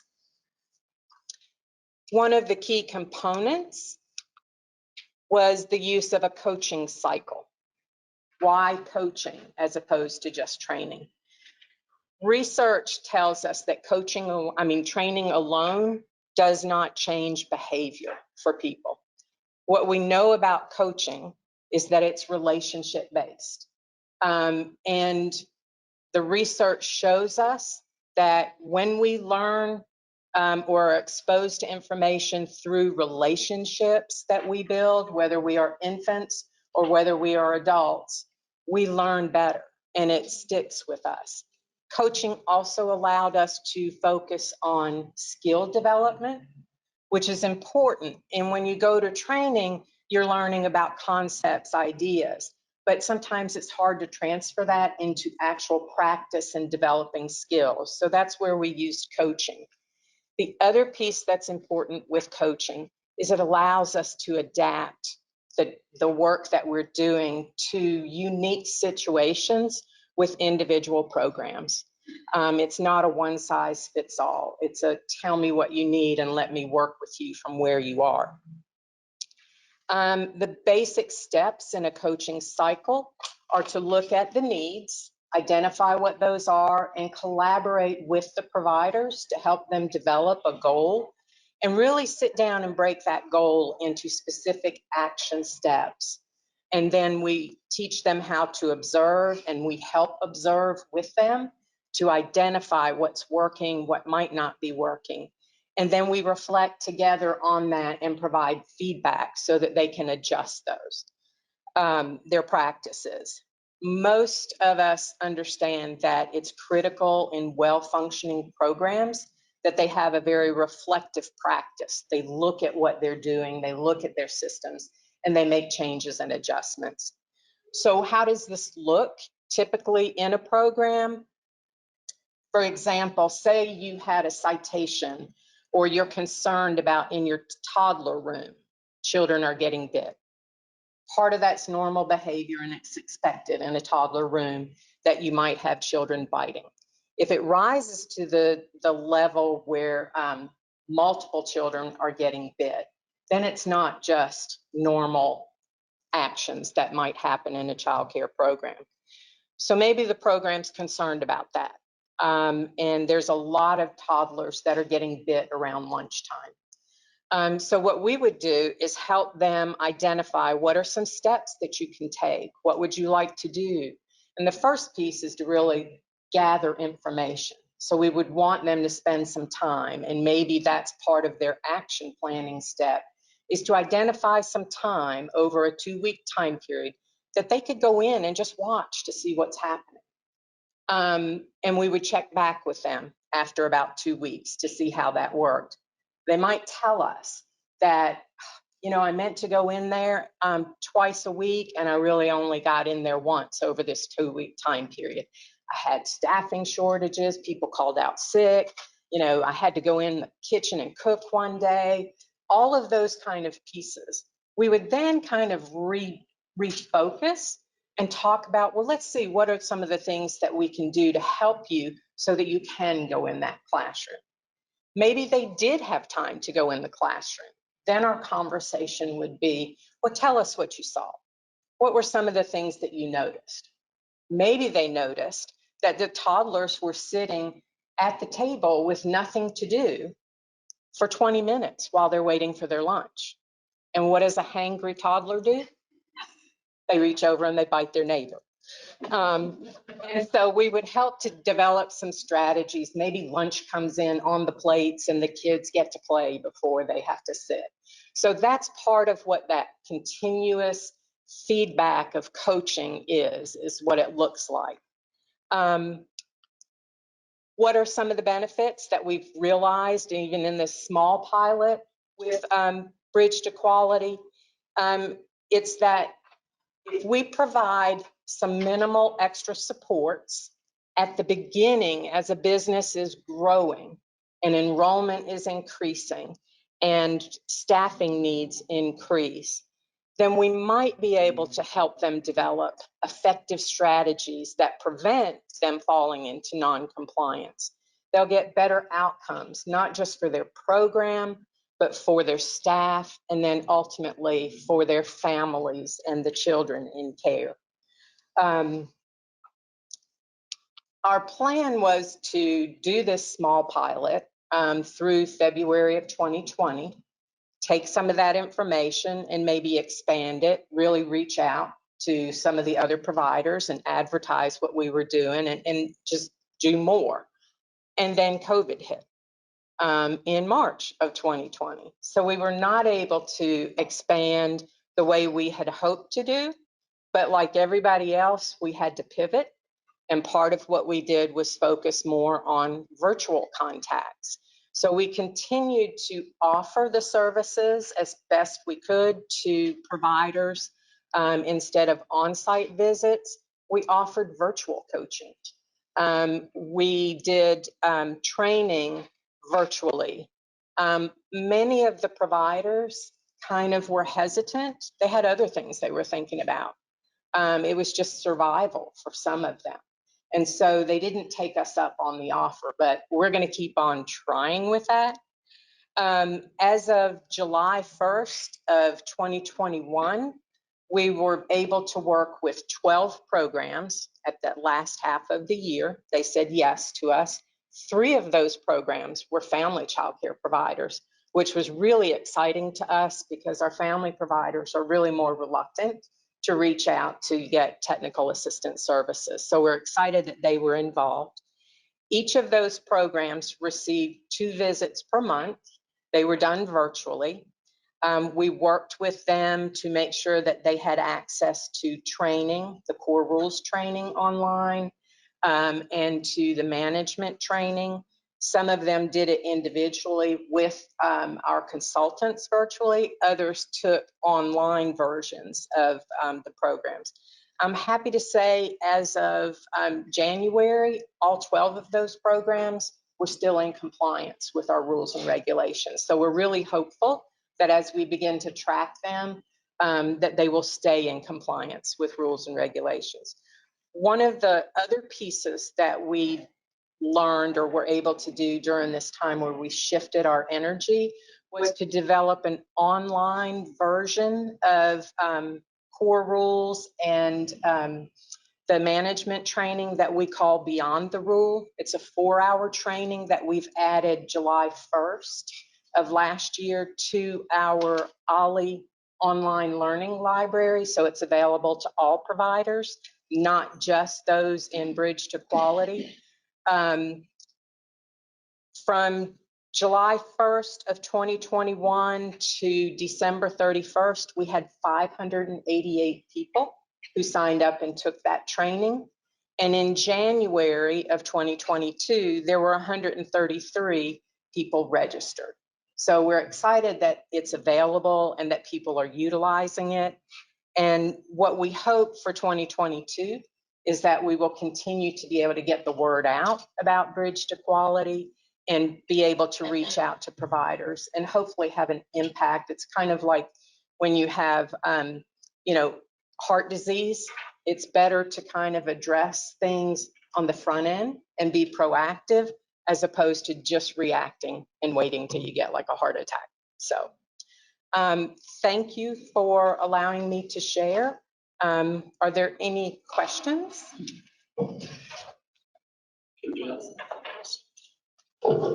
Thanks for your presentation. I thought this was really exciting. Have you seen any common themes emerge in areas of need where you're working with some of the programs in this early stage, sort of prevention stage? And are you seeing those areas of training here where programs, not those programs, but other programs are falling out of compliance? Are you seeing similarities in where they're having needs in these early programs and then where other programs are falling out of compliance? One of the things that stood out to us is that as these programs are beginning to enroll children, their staffing increases because when they're given permission to operate, typically they don't have full enrollment.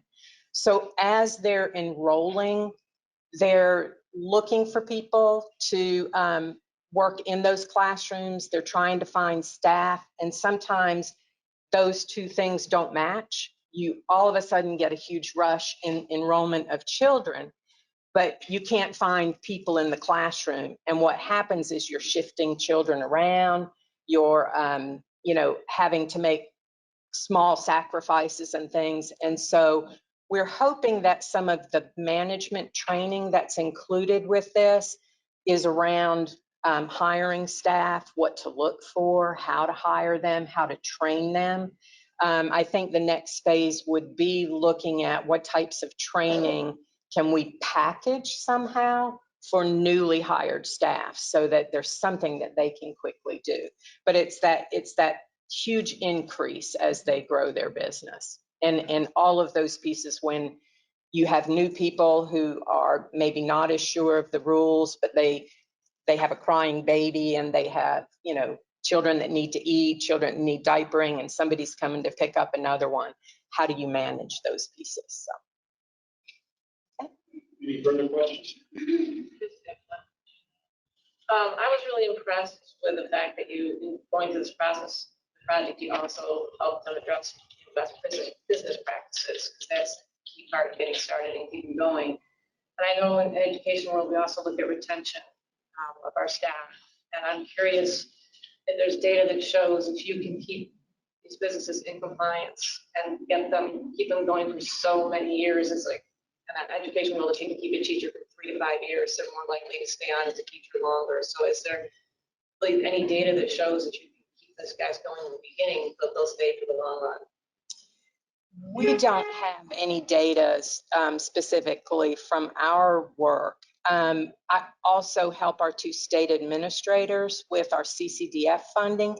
And part of what we do with that funding is look at strengthening business practices. So a couple years ago, all of those TA consultants went through a strengthening business practices training that they now provide, because we believe that that is part of the problem. Is if you have good staff retention, that allows you to go beyond just meeting rules or putting out fires. It allows you to have qualified staff there.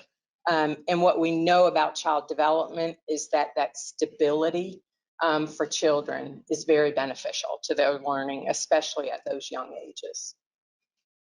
That sounds like a good project for Bentley's team. Very good question. I want to just take a moment to let you guys know that Catherine is retiring at the end of this month, and I want you to join me in thanking her for 23 years of service. Congratulations. Hey, Pam. I have more accolades. Over the course of years, you know, me being in education, I have a lot of friends that are still in education. And when I reach out to these different departments, y'all are very responsive. So I have a friend that has 4 after-school programs in the city of Atlanta.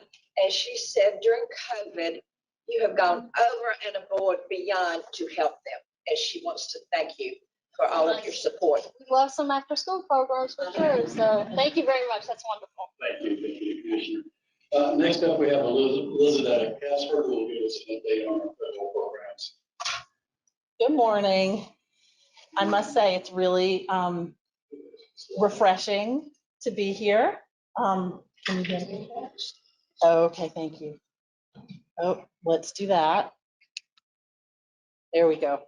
It's really refreshing to be here, and it's really refreshing to not have my blood pressure be skyrocketing right now, because I have a dog that I'm worried about is going to bark at any second, or the lawn people are going to come just at the moment I have to present, which has been the experience of board meetings virtually at home. Also, please feel free to move this thing around because I'm very loud, and so I'm sure that I don't want to blow anybody's eardrums this morning. Okay.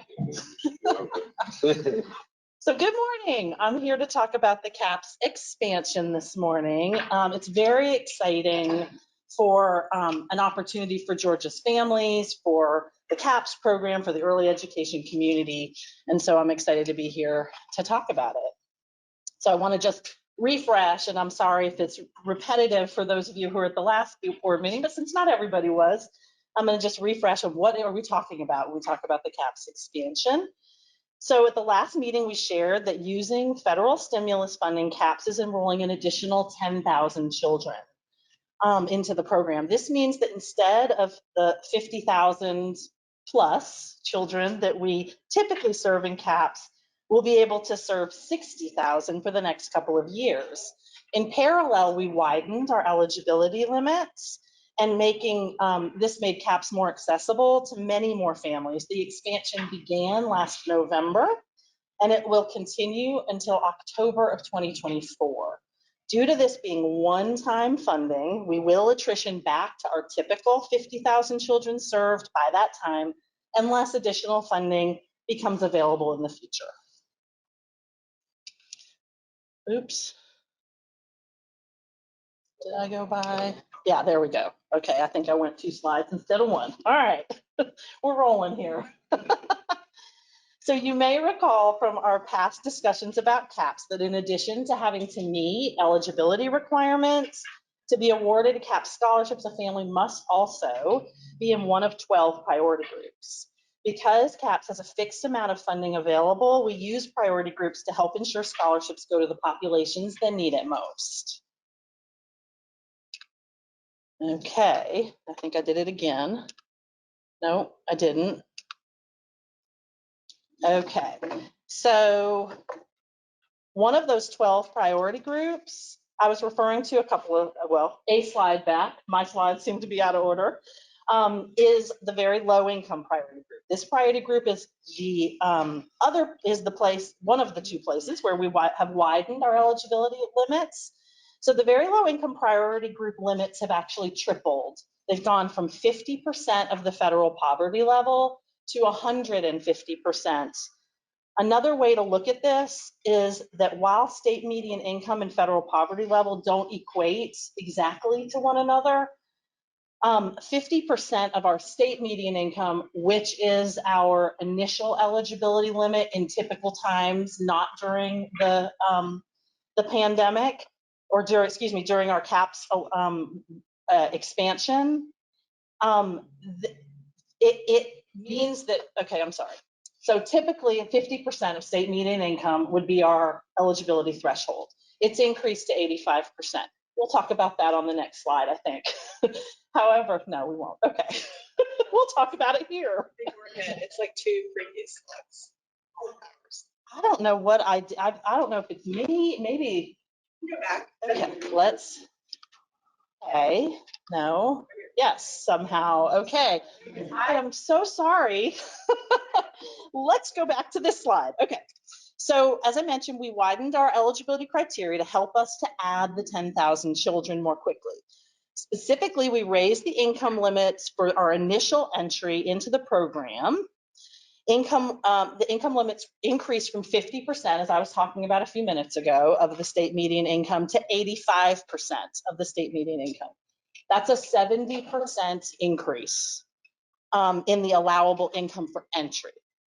To translate that into a more concrete example, income limits vary based on family size. So for a family of 4, our initial entry has gone from $42,426 a year to $72,124 a year. So that's a pretty significant change. Okay. All right, now we're back on track, I think. So as I was mentioning, one of those 12 priority groups is the very low income priority group. So the very low income priority group has tripled. It's gone from 50% of federal poverty level. This is where it gets all a little dicey and confusing between state median income and federal poverty level, to 150%. And as you can see, as a sort of more concrete example for that one too, would be it's gone from $13,250 for a family of 4 to $39,750 for a family of 4. And what I was trying to explain before is because our prior eligibility limit was 50% of state median income, that roughly equates to 150% of federal poverty level, where our very low income group is now. All those people who couldn't get in before because they weren't in a priority group are in a priority group now of the very low income priority group. So it has widened the access to the folks that used to be able to get in, used to be able under our income limits to get in, And it has also widened the income limits by raising to 85%. So those folks, if they're in another one of our priority groups and they have income up to 85%, can get in. So it has expanded access tremendously. Okay, so what's our current status? You may be wondering where we are with expanding by 10,000 children. The expansion began November 1st. And as of the end of January, 4,800 additional children are using scholarships. So we're very excited in 3 months to have gotten there. Okay. When we take a look at the data describing the children added since the CAPS expansion launched in November, you can see a breakdown by age here. This actually varies a little from our typical proportions of children served by age. Historically, we have actually been closer to half of our population that's school aged. And as you can see here, for children added since November, it's more like 30% who are school aged and 70% that are younger, from the younger age groups. And while I can't say why exactly that is, and I'm sure there may be multiple factors and reasons, I might guess that families in need of full-time care are seeking us out more, and younger children typically need full-time care.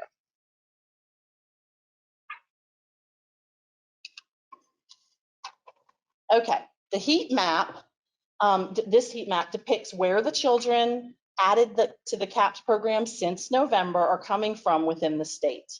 The darker colored counties have a higher number of children.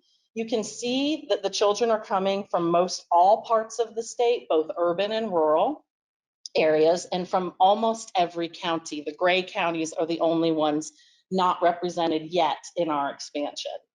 It's not too surprising that most of the counties with the most children are more metropolitan areas of the state with the highest populations, but there are a few surprises here. I wouldn't have necessarily expected to see such a high concentration from Carroll, Troup, or Appling counties. There may have been some diligent child care providers or advocacy groups who really got the word out in those communities. And finally, this chart shows you the distribution of children using a scholarship added since November and the star level of the provider those families chose. This distribution is not very different from the overall distribution of the CAPS population of scholarships across star levels. As you see, our highest number of children with a CAPS scholarship are in 2-star quality rated programs. The unrated category, where 8% of our children attend, could be a program that's in provisional or probationary status with quality rated, or it could be in a small number of remaining programs who are transitioning off of participating in the CAPS program. Bear in mind that the providers in this chart represent a subset of our overall child care provider community. There are roughly 4,350 licensed child care providers in the state, and there are approximately 2,900 child care providers participating in the CAPS program and serving at least one child with an active CAPS scholarship. And finally, as we look at the distribution of children with CAPS scholarships across star levels, it's important to note that we recently passed the biggest of our CAPS quality rated milestones at the end of December. With very few exceptions, after 12/31/21, a family enrolled in CAPS may only select either a star rated childcare program or one in a provisional or probationary status with quality rated. You'll hear more about this shortly from Bentley, but we have been working towards this for a very long time and are excited to have finally implemented this policy change, ensuring all the children receiving subsidy have access to and receive care in the highest quality early learning environments. That concludes my presentation, unless you have any questions. Yes, I do. All righty. In a situation like this, is there any provision made or exception allowable for families who are just a long, long way? Yes. So what we have as an agency decided that we will do is we will take those on a case-by-case basis, We will make exceptions based on a family's need, not a provider's need. And the reason why is because we have, one, given ample opportunity for childcare providers to join us and to get into quality rated. And Bentley can tell you, and Denise and all the quality rated folks, the many, many efforts that they have made to make it as easy for programs as possible. But also, we've had to move the goal. We've had to this is what we need to do for the children in subsidy. They need to be in high quality programs. And so I think we will have some sort of waiver process. We actually haven't had it arise yet, but we are kind of early on. And what it would be that, exactly like you mentioned, either geographically or that there's not quality rated care available in their area. We are not going to deny any child our services because of that sort of issue. But quality rate is pretty widespread, so we haven't so far encountered that problem. Any other questions? Elizabeth, thank you so much. Thank you. We have quality innovation and partnerships. Thank you.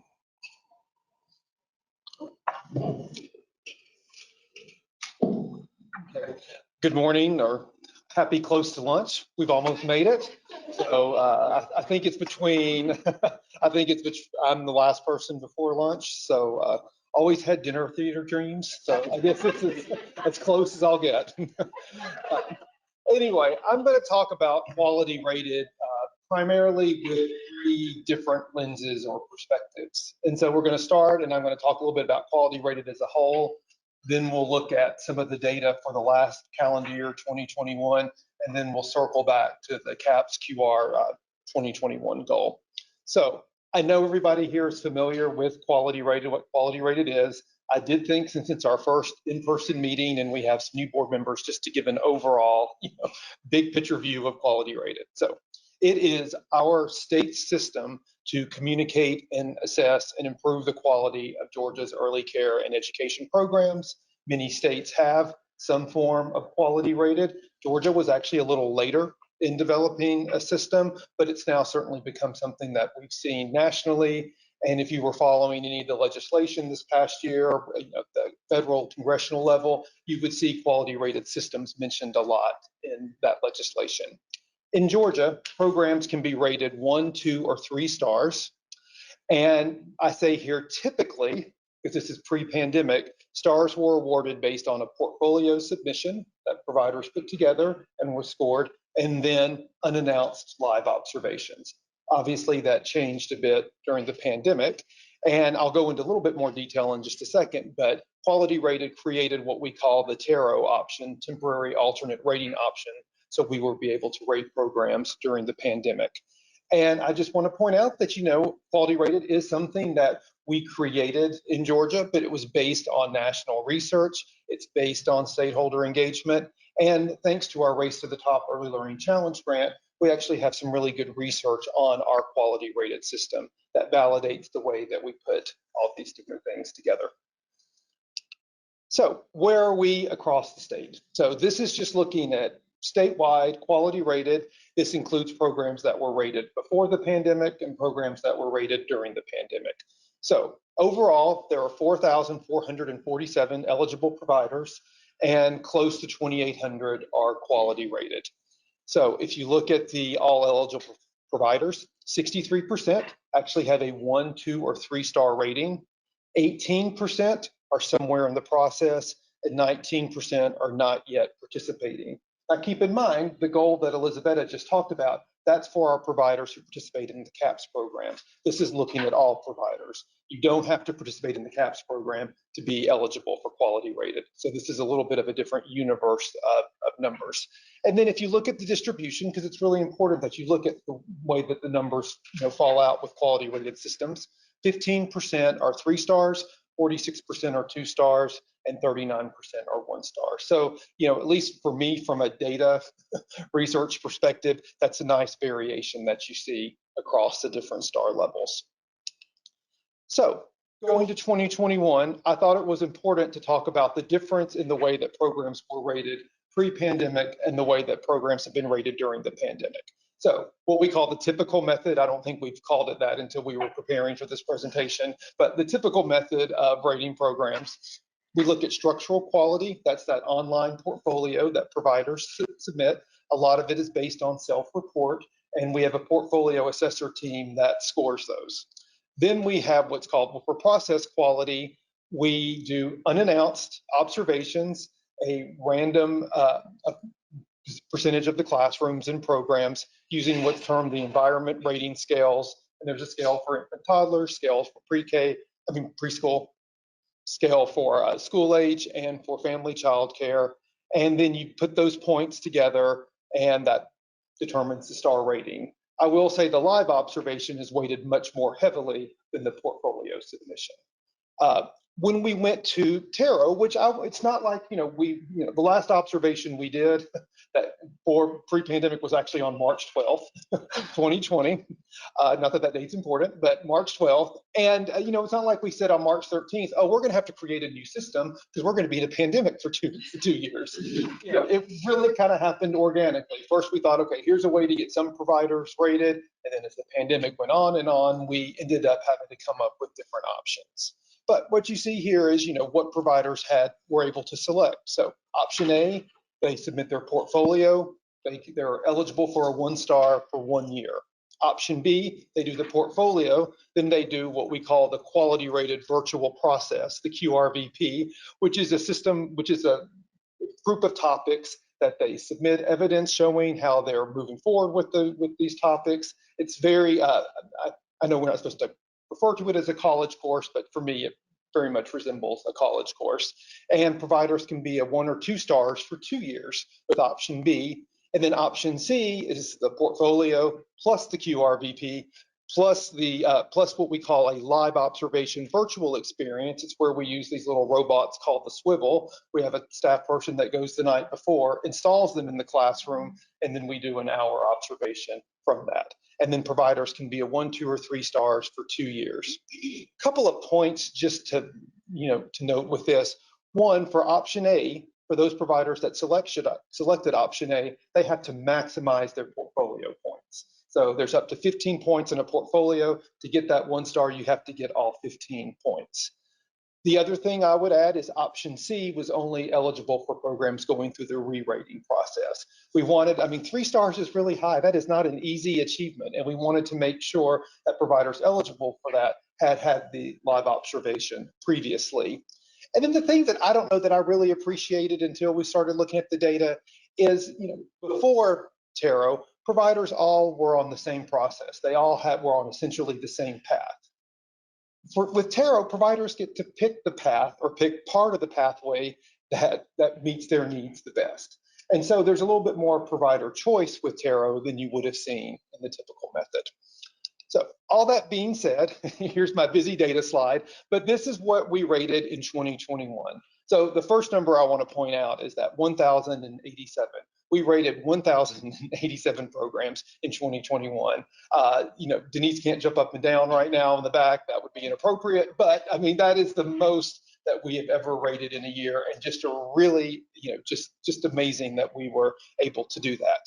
But the other thing I wanted you to see is, if you can see here that we broke it down by the different options. So 654, more than 50% of the programs selected option A, 328 selected option B, and 105 selected option C. So you can see the way those choices broke out. There are some programs here that did go through this that aren't yet rated because they were having the final observation in January. So these numbers will change just slightly. And then you can see of the 654 that chose option A, 80% achieved the 1 star, received those maximum points, but 20% did not. And so they're not considered rated. They're considered, for lack of a better data term, 0 stars. And then you can see the breakdown with the others. And to me, what this shows is that when providers selected those options, they were generally able to meet the requirements of those options. So, for me, with this slide, you get the breakdown of the options they selected, and then you also get the success rate by option for each one of those 3. But again, when I look at this slide, the first thing that I go to is that 1,087. And again, that's more programs than we have rated in a year, and pretty much all done virtually. So Going back to the third data point, Elizabeth had talked about our CAPS 2021 goal. So this is where we ended at the end of the year. So, and these are programs that are 1, 2, or 3 stars. So 93% of CAPS scholarships are in a quality rated program, and that's 86% of providers. Keep in mind, there are some more ratings that have to come from January. So these numbers will increase a little bit. You might say, well, that's great, but where are the 14% providers, who aren't quality rated at the end of the year? Again, some of them are still being rated. And what does that mean, for scholarships? And what we can say at this point doesn't include all of the 14%, but they're generally in especially that bottom status there. So as Elizabeth mentioned, we now have what's termed a provisional status. And so these are for programs that are newly licensed and wish to accept CAPS scholarships or that are new to CAPS. And then we have probationary status for those programs who have gone through the process, achieved that 0-star rating, or they've let their rating expired. As long as they're meeting what's required under these statuses, they count in terms of our 2021 goal and are able to keep their scholarships. So Phil, to answer your question, there is a pathway for providers, even those that scored 0 stars, to be able to keep those scholarships, because we don't want to disrupt continuity of care. We don't, families are struggling a lot, enough as it is. So we don't want to add to that. But as Elizabeth said, we also want to make sure that, families have that option of higher quality. I will say these are numbers that are higher than we anticipated when we were planning these statuses. I don't think we knew how many would be in a 0-star, and I don't think we certainly didn't see 77 in the provisional status. So I think that's good. I think that, with the funding that Elizabeth talked to, that's been an encouragement for providers to participate in CAPS. And so, I'm really happy to see the 77 number, but again, a little bit more than we anticipated. And just as we're moving forward in 2022, the main thing to remember here is that, for half the year, we're still using the Tarot alternative. And then for cohorts 3 and 4, our plan is to transition back to the live observation starting in July. So right now we are on schedule to do that. Thankfully, we have programs that are working with us and allowing our teams to come in, because it's so, for us to do those live observations, our teams have to get back to reliability on those instruments. So we are well on our process to meeting those live observations. And then just last but not least on quality rated, I think we talked about in November that we had our first pilot group of our language and literacy endorsement. So we awarded 8 programs in October 2021. Very exciting. With so much of this is with Susan's professional development team, who works on all the PD with this. For you to know is that we are starting a second cohort with that. So the applications are out there. They're eligible for 2- and 3-star centers. Right now, we're working on a pathway for family providers. That application is due February 25th, and we expect participation to begin in April, with the endorsements awarded a year later. I will tell you, not that I don't look at actual applications, but I looked at the numbers of applications for the endorsement, and we're having great interest. So they're higher than I would have expected. Don't want to read the tea leaves, but we're getting close to triple digits. But anyway, that's all really. So anyway, really excited that we're seeing that. And then finally, before lunch, just want to give y'all a quick update on our Early Head Start Child Care Partnership Grant. And just so you know that as part of our grant, it's a requirement that certain information about our project that we share with the board. So that is, by showing this slide, we're actually meeting one of our federal requirements. We have been an Early Head Start Child Care Partnership grantee since 2014. We are currently in our second 5-year cycle. Our program is funded for 184 infants and toddlers. We offer services at both centers. There's 5 center partners in the metro area, and then about 8 to 9 family child care learning home partners, primarily in the Gwinnett area. And those are primarily Spanish-speaking family child care learning homes that serve a dual language learner population. Early Head Start is 2-gen focused, and a big part of that is comprehensive services. We have now moved those comprehensive services in-house starting January 1st. So we have expanded that team and we're learning what all that's about. There are strict requirements related to teacher qualifications and ratios that are different than licensing ratios. And like others have talked about, we're really seeing some staffing challenges with our partner programs too. So similar to what we've heard. And then Megan Fickus, who I introduced, I think by name in November, is actually here today. So Megan, wave your hand. We got her to move from Pennsylvania to Georgia. I don't think it had anything to do with the climate or the high, high quality living that we have here, but been very happy that she is here and doing a great job with our grant. And with that, I think I'm right on time and taking questions. You are, but lunch is not. So if they have any, are there any questions for? Really have to go on longer because we don't have lunch. Well, you can. Maybe we have those in the back. You gotta look at my contract if we're gonna go. So I'm seriously any questions? So, well, I'll ask the question since we're waiting to eat. Is it the federal government that controls the expansion of this early intervention, the early child care, Head Start? It is a federal grant. So yes, so I mean, Early Head Start and Head Start are federal grants. They're generally federal to local. So you usually have, the federal funding, local community action agencies, local nonprofits. In 2014, they created what was called an Early Head Start Child Care Partnership Grant, with the idea being that Early Head Start Child Care Partnerships would really target working families. I mean, Early Head Start is free, includes comprehensive services, and it would also be a way that would work, grantees would work directly with local child care partners to help raise their quality so more children would benefit than would be, just funded through Early Head Start. Most grantees are still those local community action agencies. You don't see many state level grantees. So to increase the participation to the level that Head Start is, we have to get the federal government to make it possible. Is that correct? Well, there's usually in the different bills, there's increased funding for Early Head Start. Usually that's put out in the form of an RFP, and so we would have to make the decision to apply for those additional slots if they were offered. There seems to be, I see such a huge need in the rural areas for the early intervention Head Start. So yeah, I would say, yes, and it would, one of the things that we've really seen a success with this is working with family child care learning homes. So to me, that would be a great opportunity to expand and work with family child care, in different parts of the state. It's not easy, and so there are different,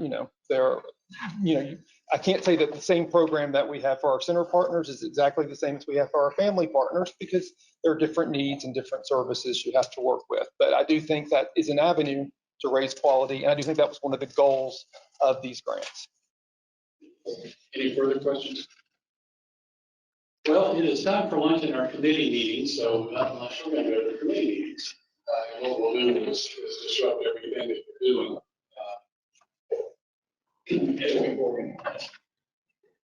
Here, I think. So just a few minutes. And then Margie, can you tell us where these committee meetings are being held? Yes, ma'am. So programs and rules will stay here in Oak, and budget and finance will go around the corner to your left. Far left will be the last door on your left. In the Cypress conference room, and quality and innovations is in Laurel, which is straight ahead on the center. And all of you should have a copy of the committee assignments, so you'll know where you should be, which group you should be joining. And for those who are joining us through teleconference, somebody will be giving Christina and Kimberly a call. right, it is now time for our public comment period. We have no proposed rule revisions to consider at this meeting. The board is open for the public to make general comments to the board. Roger, has anyone signed up? Okay. Do we have anyone who submitted written comments or questions in the GoToWebinar chat box? Well, I appreciate the efforts, so we will move on to the committee reports. And first up, Yeah. Kathy Howell with programs. We had a few people in there. We have one person that was online with us. I was the only person that was here in person. And then you stayed with us. And we had 4 staff members there. Excuse me. Well, we were just talking about being a secretary for something, and if you're a secretary, you don't get to enjoy the meeting. You really just have to write everything down.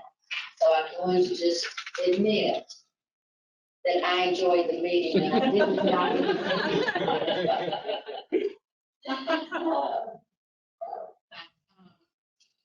Susan Adams reporting on pre-K, and we do have fewer students now than we had 2 years ago. It is increasing, and the date and deadline for getting in applications for pre-K. I think isn't that finished? So did we have any? I have no idea. At all. Did close yesterday. There's probably some cleanup today. And there is a process if people want to apply for a new program. The people who have programs currently get the first choices, so there is a process before it goes out. It's spread out further. So let me clarify that, or ask the question. Yesterday was the deadline for applying, a current program applying next year? For both both current and new or extension. So you don't know immediately if you are going to get a new program. I got it. And next year will be the 30th year of pre-K. And there'll be another big celebration. And if pre-K is going as well as I think it is based on the 2 teachers that were here today, we're in good hands. Yeah. Pam talked a lot about transitioning staff into the field. A lot of people who have been hired over the last 2 years have been trained virtually to work with their job people, agents. And so now that we're going back into the field, those people will have new training to go through before they are able to do that. Also, we are looking at what I likened to family connection, and I'm not sure what the name of it is, but having agencies working together so that when they talk with families, they are able to personally help them find where they need to go to get the services they need, who they need to contact at those places. So it's a family focused way of dealing with our families that we're dealing with. Elizabeth talked about a grant, it's a 2-year grant. I think it's based on federal funds. Yes. So as all of these funds are, they will expire, but we'll get as much done in the next 2 years. And if any of you 3 have anything that you'd like to add, go right ahead. I might have left out something.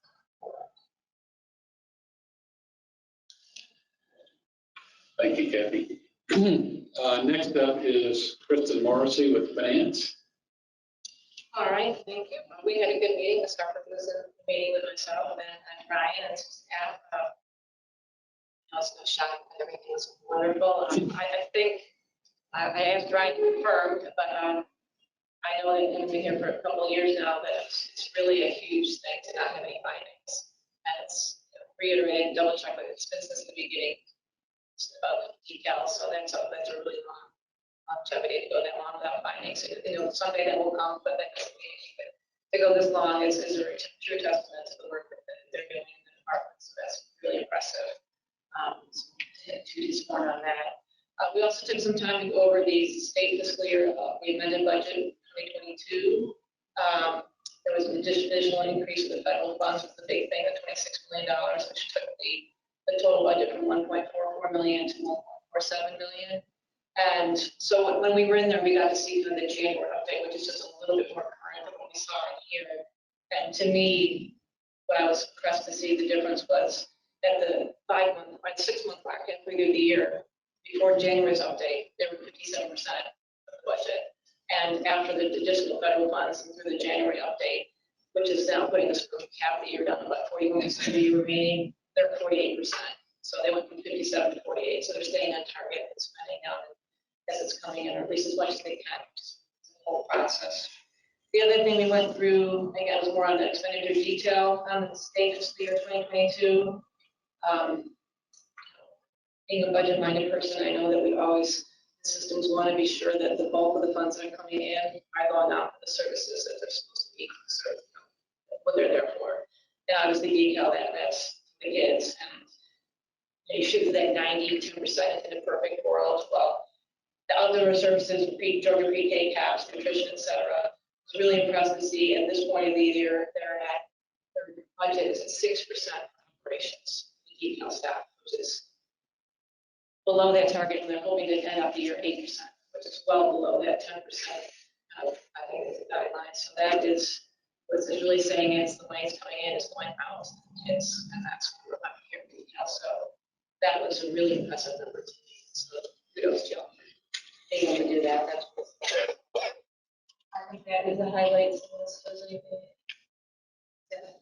Keep up the good work. Right,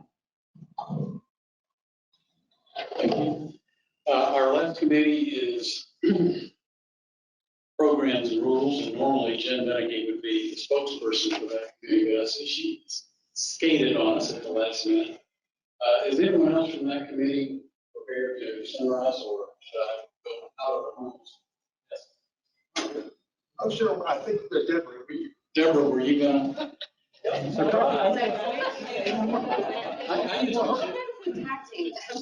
used to chair that committee, and I'm for a fact, there's a cheat sheet. So there's no excuse. Okay, sure. So the Quality Innovations Partnership Committee, we did reports from each of the 4 directors. So Laura reported on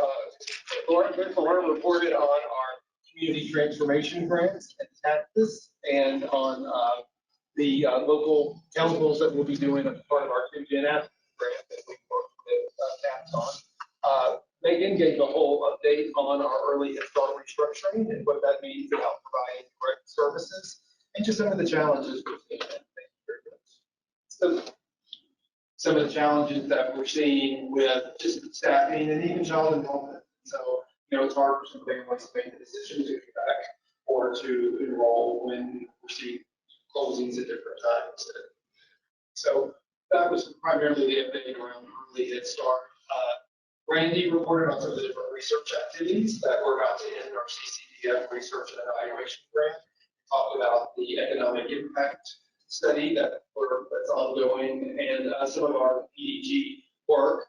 Somehow then the committee segued into a nice discussion of the Tennessee pre-K study and some of the challenges with the media interpretation and a certain researcher that's saying things that some of us wish they could around the study, but good study, but still different than George's program. And we would probably have results from our longitudinal study in the next couple of months, and hopefully be able to share those at the board meeting. And Deborah said she was very excited and looking forward to the hearing goes. And then Denise talked about what we've done with general and business challenges and the way that general organically development as our temporary alternative rating option, and the increase in what we're seeing with provisional and probationary statuses. What good news it is that we're seeing so many.